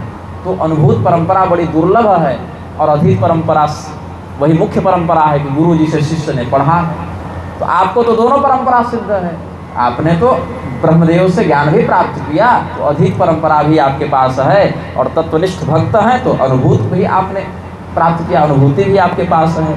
तो धर्मशास्त्र शब्द ब्रह्म में भी आपकी निपुणता है और परब्रह्म के तत्व को भी आप जानते हैं। तो मैं न्यूनमलम विचक्षुव, हमारे अंदर जो कमी है उसको आप ही देखकर बताएं कि क्या कारण है। देवर्षि नारद मुस्कुराए, बोले यही कारण है कि आपने जितने भी धर्मशास्त्रों का लेखन किया उसमें धर्म क्या है, अर्थ क्या है, काम क्या है, मोक्ष क्या है, धर्म अर्थ काम मोक्ष, इन चतुर्विध पुरुषार्थों को प्रधानता में रख के भगवान की कथाओं का वर्णन किया। कोई ऐसा ग्रंथ आपने नहीं लिखा जिसमें भगवान की प्रधानता हो और बाकी विषयों को इधर उधर आपने व्यवस्थित किया हो। मतलब बाकी जितने ग्रंथ आपने लिखे उसमें क्रियाकलाप, धर्मानुबंध ये सब विषय प्रधान हैं और भगवान की कथा रसिकता जो है वो गौण है। जैसे दो प्रकार से व्याख्यान होता है। एक में हमने क्या किया, 1 घंटे तक हमने कहानी बता दी कि ऐसा हुआ वैसा हुआ वैसा हुआ, और घंटे के 2 मिनट बचे तो हमने आपको कहानी का जो नैतिक बल है, जो उसकी शिक्षा है, जिसको अंग्रेजी में मोरल ऑफ स्टोरी कहते हैं, वो आपको हमने बता दिया कि हाँ इन घटनाओं से हमको ये प्रेरणा मिलती है। अथवा हमने 58 मिनट तक सिद्धांत बताया कि ऐसा करना चाहिए वैसा करना चाहिए, ये सही है वो गलत है, और अंत के 2 मिनट में आपको उदाहरण दे दिया कि हमने जो समझाया ये इस कथा में देखो, इसके चरित्र में ऐसा मिलता है। 2 तरीके होते हैं, एक में कहानी प्रधान है और शिक्षा सार के रूप में है, और एक में शिक्षा प्रधान है और उस शिक्षा को चारित्रिक दृष्टांत में बता दिया कि देखो हरिश्चंद्र के जीवन में इसका उदाहरण देखो। सत्य के महात्म्य पर हमने 1 घंटे कहा और अंत में हरिश्चंद्र इत्यादि का उदाहरण दे दिया, ये तरीका भी है। या हमने 1 घंटे हरिश्चंद्र जी की कथा कही और अंत में सत्य का कह दिया, ये महात्म्य है। 2 विधान हुए। तो आपने अभी तक क्या किया है, भगवान की कथा की प्रधानता, उनकी महिमा की प्रधानता नहीं रखते हुए अन्यान्य विषयों के केंद्र के बाद भगवान को रखा है। यही आपके असंतोष का कारण है। जितनी प्रधानता से आपने धर्म अर्थ काम मोक्ष का वर्णन किया, उतनी प्रधानता से भगवान की महिमा का वर्णन नहीं किया, यही गड़बड़ है, बाकी और कोई दोष नहीं है। यथा धर्मादयश्चार्था मुनिवर्यानुकीर्तिता न तथा वासुदेवस्य महिमा हेनुवर्णित, ये रहस्य है। देखिए, मैं ऐसा नहीं कह रहा हूँ कि आपने आज तक जो लिखा पढ़ा वो बर्बाद हो गया, ऐसा मेरा अभिप्राय नहीं है। बहुत अच्छा किया आपने संपूर्ण संसार के कल्याण का मार्ग सरलता से सुगमता से प्रकाशित किया है। लेकिन क्या है ना, कौवा तो नाली से भी चावल चुन के खा लेता है, लेकिन मानसरोवर का हंस वहाँ नहीं आता। वो तो अपने स्तर का ही विषय ग्रहण करेगा ना। तो अभी तक आपने जो लिखा है उन ग्रंथों को तो मूर्ख व्यक्ति भी पढ़ ले या अपने गुरु की कृपा से जान जाए या आकर्षित हो जाए उन विषयों में, लेकिन कुछ ऐसा लिखिए कि जो संसार को छोड़कर चला गया हो, ऐसा तत्वनिष्ठ परमहंस भी लौटकर उस कथा को सुनने को विवश हो, कुछ ऐसा लिखिए आप। न यद वचश्चित्र पदम हरे यशो जगत पवित्रम प्रगृणीत करहिचित तदवायसं तीर्थमुशंति मानसा न यत्र हंसा निरमन्तु शिक्षया। ये सब बातें कही हैं। फिर अपने पूर्व जन्म का वर्णन किया है। भागवत महापुराण में देवर्षि नारद के पूर्व जन्म का वर्णन बड़े संक्षेप में, जिसकी संगति अन्यान्य ग्रंथों से लगानी चाहिए। यहाँ पर क्या कहते हैं कि मैं जो अभी देवर्षि के पद पर हूँ, नारद जी का पद क्या है, देवर्षि। 7 प्रकार के ऋषि होते हैं। एक तो ऋषयो मंत्र द्रष्टारः, जिसने वेद मंत्रों का तपोबल से साक्षात्कार कर लिया उसको ऋषि कहते हैं। अब आजकल तो योग ऋषि, राष्ट्र ऋषि और गली मोहल्ला के सबके ऋषि बन गए हैं, वो तो अलग विषय है। लेकिन शास्त्र में जिनको ऋषि के रूप में मान्यता दी गई है, उन ऋषियों में 7 श्रेणियां होती हैं। महर्षि, ब्रह्मर्षि, देवर्षि, राजर्षि, श्रुतर्षि, कांडर्षि और परमर्षि। और इन्हीं 7 में से फिर योग्य को चुनकर एक मनवंतर के लिए बना देते हैं सप्तर्षि। ये श्रेणियां हो गई। तो इसमें देवर्षि नारद का पद क्या है, देवर्षि। इन्होंने बताया कि इससे पहले मैं एक सामान्य मनुष्य था और सामान्य मनुष्य में भी कोई बहुत धनी और बहुत कोई पढ़ा लिखा और कोई बहुत प्रतिष्ठित व्यक्ति नहीं था। एक दासी के नौकरानी के पुत्र थे, ये इन्होंने बताया। दासियों के कई प्रकार होते हैं, ब्रह्मदासी, शूद्र, देवदासी, स्वतंत्रा, शूद्रदासिका। 4 प्रकार की दासियां शास्त्रों में, ब्रह्मांड पुराण इत्यादि में बताई गई हैं। ब्रह्मदासी, देवदासी, स्वतंत्रादासी और शूद्रदासी। अब आजकल कुछ नास्तिक लोग देवदासी शब्द उठा के बहुत झगड़ा करते हैं कि पूर्व काल में स्त्रियों को मंदिरों में रखते थे ब्राह्मण और व्यभिचार करते थे, ये सब आपत्ति करते हैं, लेकिन ये शास्त्र का वचन नहीं है। देवदासी, दास्यते अनेन शरीरम अंगम वा, ये सब निरुक्ति लगाकर कहते हैं, जिसके द्वारा अपने शरीर का समर्पण और उसकी क्रियाओं का समर्पण देवता के प्रति कर दिया गया हो। देवता का ही हम दास हैं, देवता की ही हम सेवा करेंगे, ऐसा संकल्प जिसने लिया हो उसको देवदासी कहते हैं। जैसे भगवती मीराबाई इत्यादि ने भगवान को अपना पूरा जीवन सौंप दिया कि हमारा प्रत्येक कर्म भगवान के लिए हुआ, हम उनके अलावा किसी की नहीं है, उन्हीं के दास हैं, उन्हीं के सेवक हैं। ये चिंतन था उनका, ये रहस्य है उस शब्द में। ब्रह्मदासी, जिन्होंने भगवान के प्रति समर्पण तो किया है लेकिन संत महात्माओं की सेवा भी वो करते रहते हैं। जैसे मैया सबरी, उन्होंने क्या किया, मतंग इत्यादि बड़े बड़े ऋषियों की भी सेवा करते थे और भगवान का भजन करते थे। सेवा तो कर ही रहे हैं, दास कर्म तो है उनका, तो वो ब्रह्मदासी थे। स्वतंत्रादासी कौन है? जैसे आजकल घर में नौकरानियां होती हैं, मेड कहते हैं आजकल उसको कि हाँ हम आपके यहाँ इतना काम कर देंगे और बदले में इतना वेतन पाएंगे। वो स्वतंत्रादासी की जगह जगह नौकरी करो, मन करे तो करो, ना तो छोड़ दो, फिर घर बदल लो, ऐसा। और शूद्रदासी का, शूद्र वर्ण में उत्पन्न ऐसी स्त्री जो अपने वर्णानुकूल दास्य कर्म कर रही है। जैसे कोई सुनार जाति में उत्पन्न स्त्री है तो अपने पति के कर्म में सहयोग कर रही है, उस प्रकार से कोई कुम्हार जाति में उत्पन्न स्त्री है तो अपने पति का उस कर्म में सहयोग कर रही है। ये सब शूद्रदासियां कहलाती हैं। और ये सभी कर्म जो हैं सो अपने कर्तव्य के अनुसार किए जाए तो उत्तम है। तो यहाँ पर कौन सी दासी है? ब्रह्मदासी के पुत्र हैं देवर्षि नारद। अभी देवर्षि बने नहीं है, तो पिछले जन्म की बात है। संत महात्माओं की सेवा करने वाली एक स्त्री के ये पुत्र थे। अहम पुरातीत भवे भवम मुने दास्यास्तु कस्याश्च न वेदवादिना निरूपितो बालक एव योगिना शुश्रूषणे प्राप्तसिद्धिर्विवक्षता। हे महर्षि, हम अपने पूर्व जन्म का वर्णन करते हैं ब्राह्मणों की, और ऐसे कोई कर्मकांडी ब्राह्मण नहीं, ग्राम पुरोहित, योगी जनकों की सेवा करने वाली एक स्त्री के जो दासी थी उसके हम पुत्र थे। वो जो संतों की सेवा करने वाली ब्रह्मदासी थी उसके हम पुत्र थे। हमारे पिताजी का देहावसान बचपन में ही हो गया था तो केवल माता और पुत्र बचे हुए थे। अब क्या हुआ, एक बार हमारे घर में कुछ संतों का आगमन हुआ और 4 महीने के लिए वो संत हमारे यहाँ रहे। चातुर्मास व्रत होता है, 4 महीने तक महात्मा गण एक ही जगह रह के भजन पूजन करते हैं।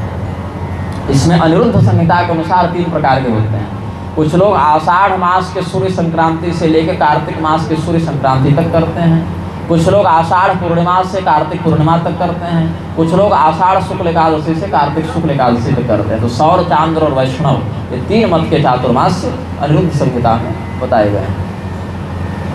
तो चातुर्मास व्रत करने के लिए संतों का आगमन हुआ तो माता जी के साथ साथ हम भी संतों की सेवा करते थे। भोजन में क्या करते, तो वो संत महात्मा जो पत्तल में कुछ छोड़ देते प्रसाद, उसी को समेट कर हम खा लेते। ऐसे संतों का जूठा खाना भी उनकी अनुमति के बिना नहीं चाहिए। पति और गुरु का जूठा तो ग्राह्य है, लेकिन उनकी अनुमति होने पर, क्योंकि कई बार क्या होता है रोग इत्यादि भी इसी से फैलते हैं ना, तो अगर उनकी अनुमति हो तो प्रसाद के रूप में ले लेना चाहिए। वो भी स्वच्छ भाग को लेना चाहिए, ये भी नहीं कि थूक इत्यादि से लगे हुए सोई ले ली। स्वच्छ भाग को, जहाँ से उनका स्पर्श वैसा उच्छिष्टात्मक नहीं हुआ है, उससे कणमात्र लेने की मर्यादा है।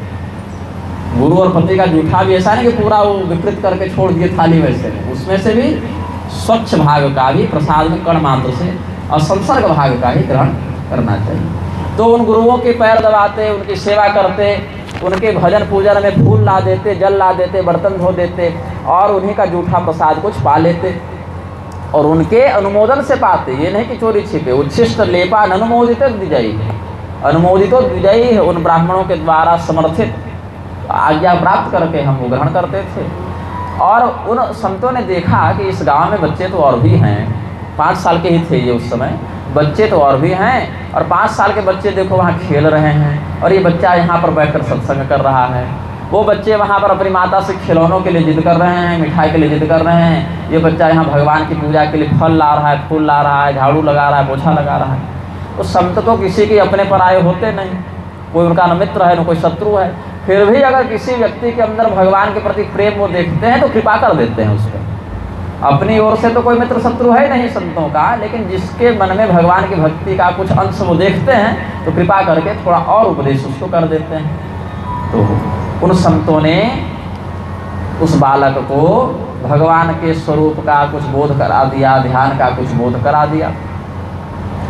तो अब शरद ऋतु आई, कार्तिक मास में उन संतों का व्रत पूर्ण हुआ तो आगे अपने अपने आश्रमों की ओर चले गए। अब इनके साथ समस्या क्या हो गई, गुरुजी ने इनको उपदेश तो दिया लेकिन पूरा नहीं दिया, आधा अधूरा पढ़ाए, थोड़ा बहुत बताए। और इनके मन में जिज्ञासा हुई कि जिन भगवान का ये भजन करते थे, जिन भगवान का सत्संग करते थे, वो कैसे हैं, क्या हैं, हम भी उनका भजन पूजन करें। अब घर से कैसे जाएं? माता जी इकलौती सदस्य हैं घर में, अपनी माता की इकलौते पुत्र थे, तो कैसे घर से जाएं? अगर माता की अनुमति लेकर जाते हैं तो संभव ही नहीं, 5 साल के बच्चे को, वो भी इकलौते बच्चे को कौन जंगल भेज दे। और अगर बिना कहे भाग जाते हैं तो माता जी रोएंगी, कष्ट होगा, तो वो पाप भी हमको लगेगा। और घर में रहेंगे तो वैसी भजन भक्ति तो हो नहीं पाएगी जैसी तपस्या हमें करनी है। तो कुल मिला के देवर्षि नारद जो पिछले जन्म में दासी पुत्र नारद थे, उनको बड़ा कष्ट हुआ। अब ये दासी पुत्र भी क्यों बने हैं, इसमें भी रहस्य था।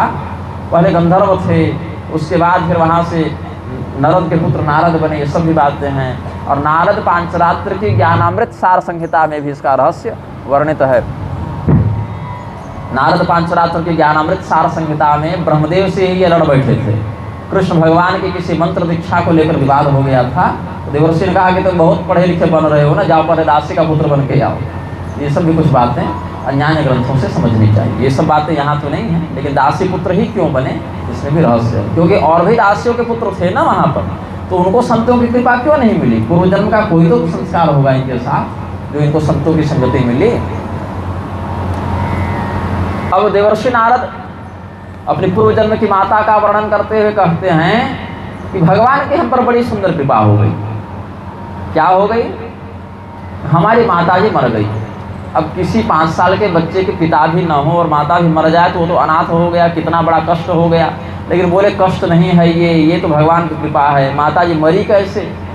शाम के समय दूध दूहने जा रही थी और थोड़ा थोड़ा अंधेरा था, नीचे स्पष्ट कुछ दिखा नहीं उनको, तो एक सर्प पर उनका पैर पड़ गया। सांप ने हमारी माता जी को डस लिया, हमारी माता जी मर गई। एकदा नृगताम गेहा गुहंतिम निशिकाम पथि सर्पोदशत्पदा स्पृष्ट कृपणाम कालजोदितः। रात्रि के अंधकार में सर्प को न देख पाने के कारण उस पर पैर पड़ गया माता जी का और सर्प के ही माध्यम से उनकी मृत्यु हो गई।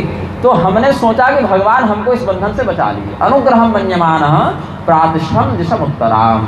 ये भगवान का अनुग्रह है, ऐसा समझकर हम उत्तर दिशा की ओर चले गए। क्यों? उत्तर में हिमालय, और हिमालय से बढ़िया तपस्या कहाँ होगी? तो भारत से उत्तर दिशा में हिमालय, तो प्रातिष्ठम दिशम उत्तराम, उत्तर दिशा की ओर निकल पड़े। तो बहुत से गांव मिले, बहुत से शहर मिले, नगर मिले, नदी मिले, जंगल मिले, पहाड़ मिले। ये सब को पार करते हुए जब पहुँचे हैं, थक गए, भूख प्यास लगने लगी, तो एक नदी मिली इनको। स्नात्वा पीत्वा हृदय नद्या उपस्पृष्टो गतश्रमः। नदी में गए, स्नान किया, जल पिया, एक अच्छा वृक्ष दिखा, उसकी छाया में बैठकर थोड़ा विश्राम किया।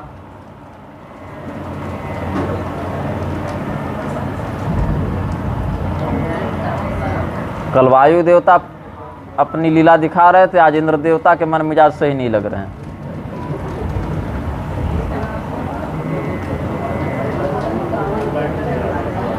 और सुखदेव जी कम से कम आ जावे आज।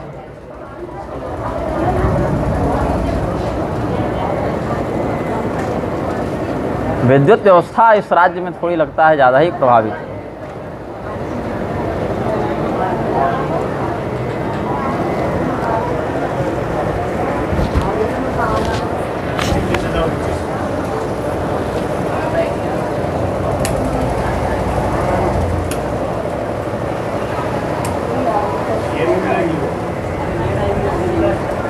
तो कनेक्ट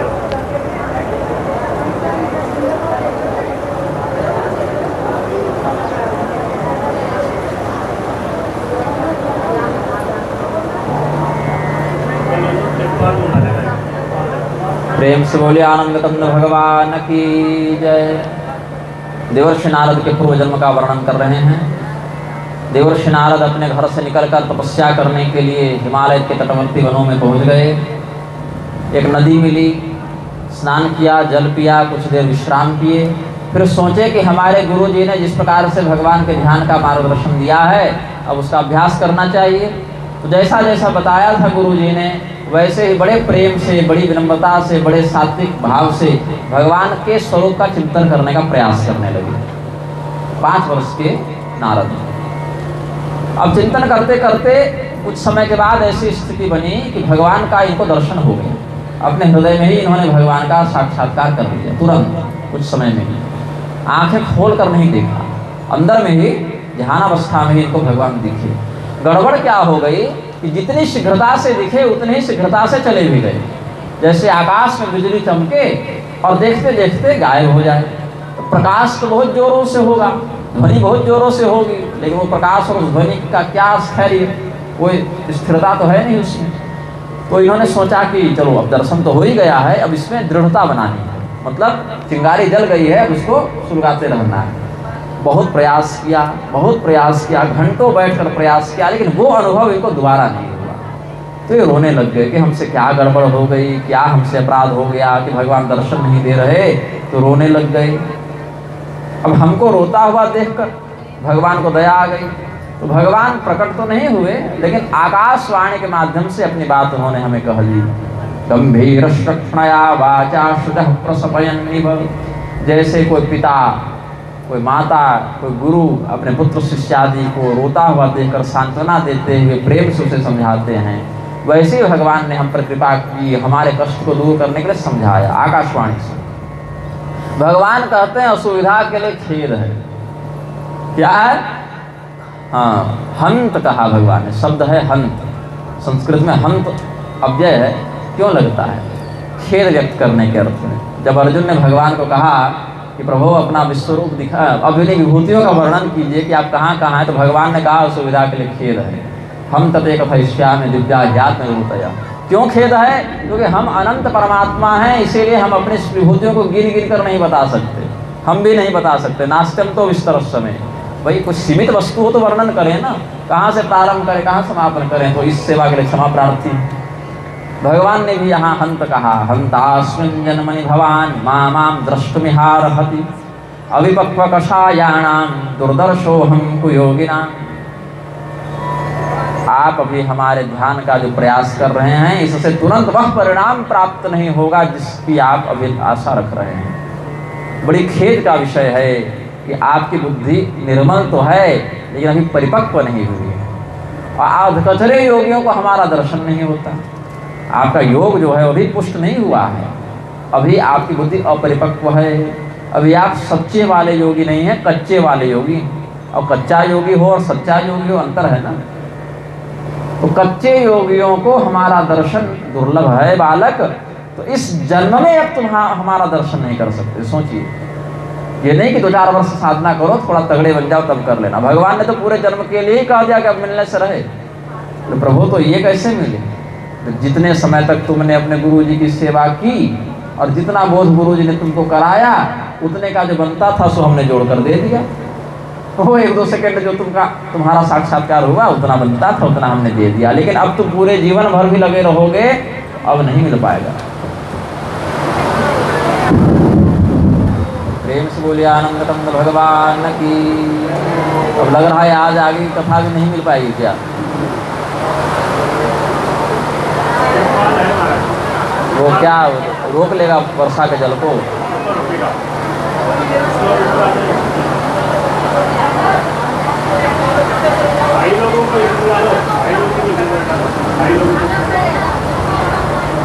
सुनिए, मैं हाँ वही सोच रहे हैं, किनारे किनारे अगर करके बैठ जाएं तो हम दिखें भले नहीं, लेकिन सुनाए तो अवश्य देंगे। आकाशवाणी के समान अनुभव होगा।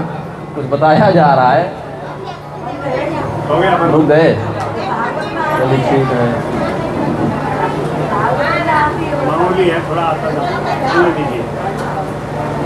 देखिए, बात बोलूं और श्रोता का तन्मयता की भंग रहे तो फिर मुझे भी अच्छा नहीं लगेगा ना। श्रोता का चित्त एकाग्र दिखना चाहिए, और वर्षा के कारण व्यवधान हो जाता है तो इसमें प्राकृतिक विषय। चलिए तो कथा को आगे बढ़ाते हैं। भगवान ने कहा कि आपके द्वारा हमारे जिस रूप का जितनी मात्रा में दर्शन किया गया है, अब इतना ही पर्याप्त है, इतना ही संतोष कीजिए, अब अगले जन्म में आप हमें प्राप्त कर लेंगे। ऐसा कह के भगवान अपने विषय को पूर्ण करते हैं। इतना ही आश्वासन दिया अपनी ओर से कि चूंकि आप हमारे भक्त हैं तो मरने में दर्द नहीं होगा। ये कृपा भगवान ने की। आपके मन से हमारा अभाव नहीं होगा, आप में भूलेंगे नहीं, आपकी तपस्या कभी टूटेगी नहीं, आपकी भक्ति खंडित होगी नहीं, आपका विश्वास नहीं डिगेगा, आपके जीवन में कोई रोग कष्ट बाधा नहीं रहेगी, आप मरेंगे तो आपको कोई कष्ट नहीं होगा। ये सब बातें भगवान ने उनको बता दी। तो ये भी एक बहुत बड़ी उपलब्धि है कि बिना किसी विघ्न के हम भगवान का भजन कर लें। भगवान ने अपनी ओर से बड़ा सुंदर मार्ग उनके लिए तैयार कर दिया। तो देवर्षि नारद को कोई ग्लानि नहीं हुई कि भगवान का हम दर्शन नहीं कर पाएंगे। इतना ही हुआ कि कम से कम भगवान के डायरी में हमारा नाम चढ़ गया है, क्योंकि पहला तो यही है ना कि हम भगवान की नज़रों में आ जाएं। सर्वांतरयामी होने से भगवान तो सब कुछ जान ही रहे हैं, लेकिन इस प्रकार की विशेष कृपा होना कि हाँ अब तुम्हारा मार्ग हम देख रहे हैं, तुम बढ़ो आगे, कुछ होगा तो हम संभालेंगे, ये जो भगवान की ओर से आश्वासन है ये प्राप्त हो गया। तो देवर्षि नारद भी अपनी तपस्या में लग गए और वहीं से उन्होंने भगवान का कीर्तन करना प्रारंभ किया। ये जो नारायण नारायण करते रहते हैं, ये इस जन्म का नहीं, ये तो पिछले जन्म से इनका चल रहा है कीर्तन। तो भगवान के केवल नारायण नहीं, वो तो कहने की बात है, मंगलमय समस्त नामों को, अनंत नामों को जिस समय जैसा भाव हो गया वैसा ही वो उच्चारण करने लगे। गोस्वामी जी ने लिखा है ना, राम नाम को देवर्षि नारद ने मांगा है वरेण्य रूप में श्री रामचंद्र जी से। तो सभी नाम भगवान के ही हैं और सभी नामों में भगवत भक्त समान आनंद प्राप्त करते हैं। अलग अलग अवतारों में अलग अलग नामों का वैशिष्ट्य हो जाता है, ये बात है। तो नामान्यनन्तस्य तत्रपः पठन्, इसमें क्या है एक विशिष्टता। देवर्षि नारद का कीर्तन कैसा है? निर्लज्ज कीर्तन है। अब इस शब्द पर ध्यान दीजिएगा। कीर्तन करने में सबसे बड़ी बाधा क्या है? लज्जा। जैसे अभी बिजली का व्यवधान हुआ तो आप लोग दो बढ़िया भजन सुनाए, अब संकोच करते लज्जित होते तो कैसे सुनाते? तो ये महाराज जी कह रहे थे कि हमारा गांव होता तो एक आदमी कुछ नहीं गाता, सब चुप रह जाते, भले चुगली करके 1 घंटा बिता देते लेकिन एक महिला भजन नहीं करती। तो बड़ा प्रशंसा पूर्वक इन्होंने कहा हमसे किनारे में कि तो बड़ा अच्छा गांव है कि यहाँ पर कम से कम लोग भजन तो कर रहे हैं। तो भजन करने के लिए निर्लज्जता चाहिए, सांसारिक निर्लज्जता नहीं। लोग क्या कहेंगे ये संकोच छोड़ना है, ये भाव है कहने का। निर्लज्ज शब्द सुनने में बुरा है, लेकिन भक्ति में अगर लज्जा हो जाए ना, संसार का ध्यान हो जाए, भगवान ही पीछे हो जाए तो भक्ति कभी नहीं हो सकती। लोग क्या कहेंगे ये सोचकर भगवान का नाम नहीं देना चाहिए। भगवान का नाम भगवान की ओर ध्यान लगा के करना चाहिए। तो विलज्ज उद्गायते लिप्यते च मदभक्ति युक्तो भुवनम गुणाति, ये सब भगवान कहे हैं। तो देवर्षि नारद वहीं से कीर्तन करने लगे और फिर उनका कल्प के अंत में शरीर पूरा हुआ, फिर ब्रह्मदेव के अंदर प्रविष्ट हुए और वहाँ से पुनः ब्रह्मदेव के ही पुत्र बनकर अवतार भाव से निकले। तो कीर्तन करने के लिए इनको एक वीणा दे दी गई, उसी वीणा का आश्रय लेकर संगीत में कीर्तन करते हैं। प्रेम से बोलिए आनंद कंद भगवान की। आरती करवा दीजिए। और अगर कल से आप लोगों को कथा सुनना हो तो मैं 2 सत्र में कल की कथा करूँगा, मैं करूँगा ये निश्चित है। अब आप आएंगे कि नहीं आएंगे आप अपने ओर से देख लीजिए, क्योंकि ये सब करना पड़ेगा ना।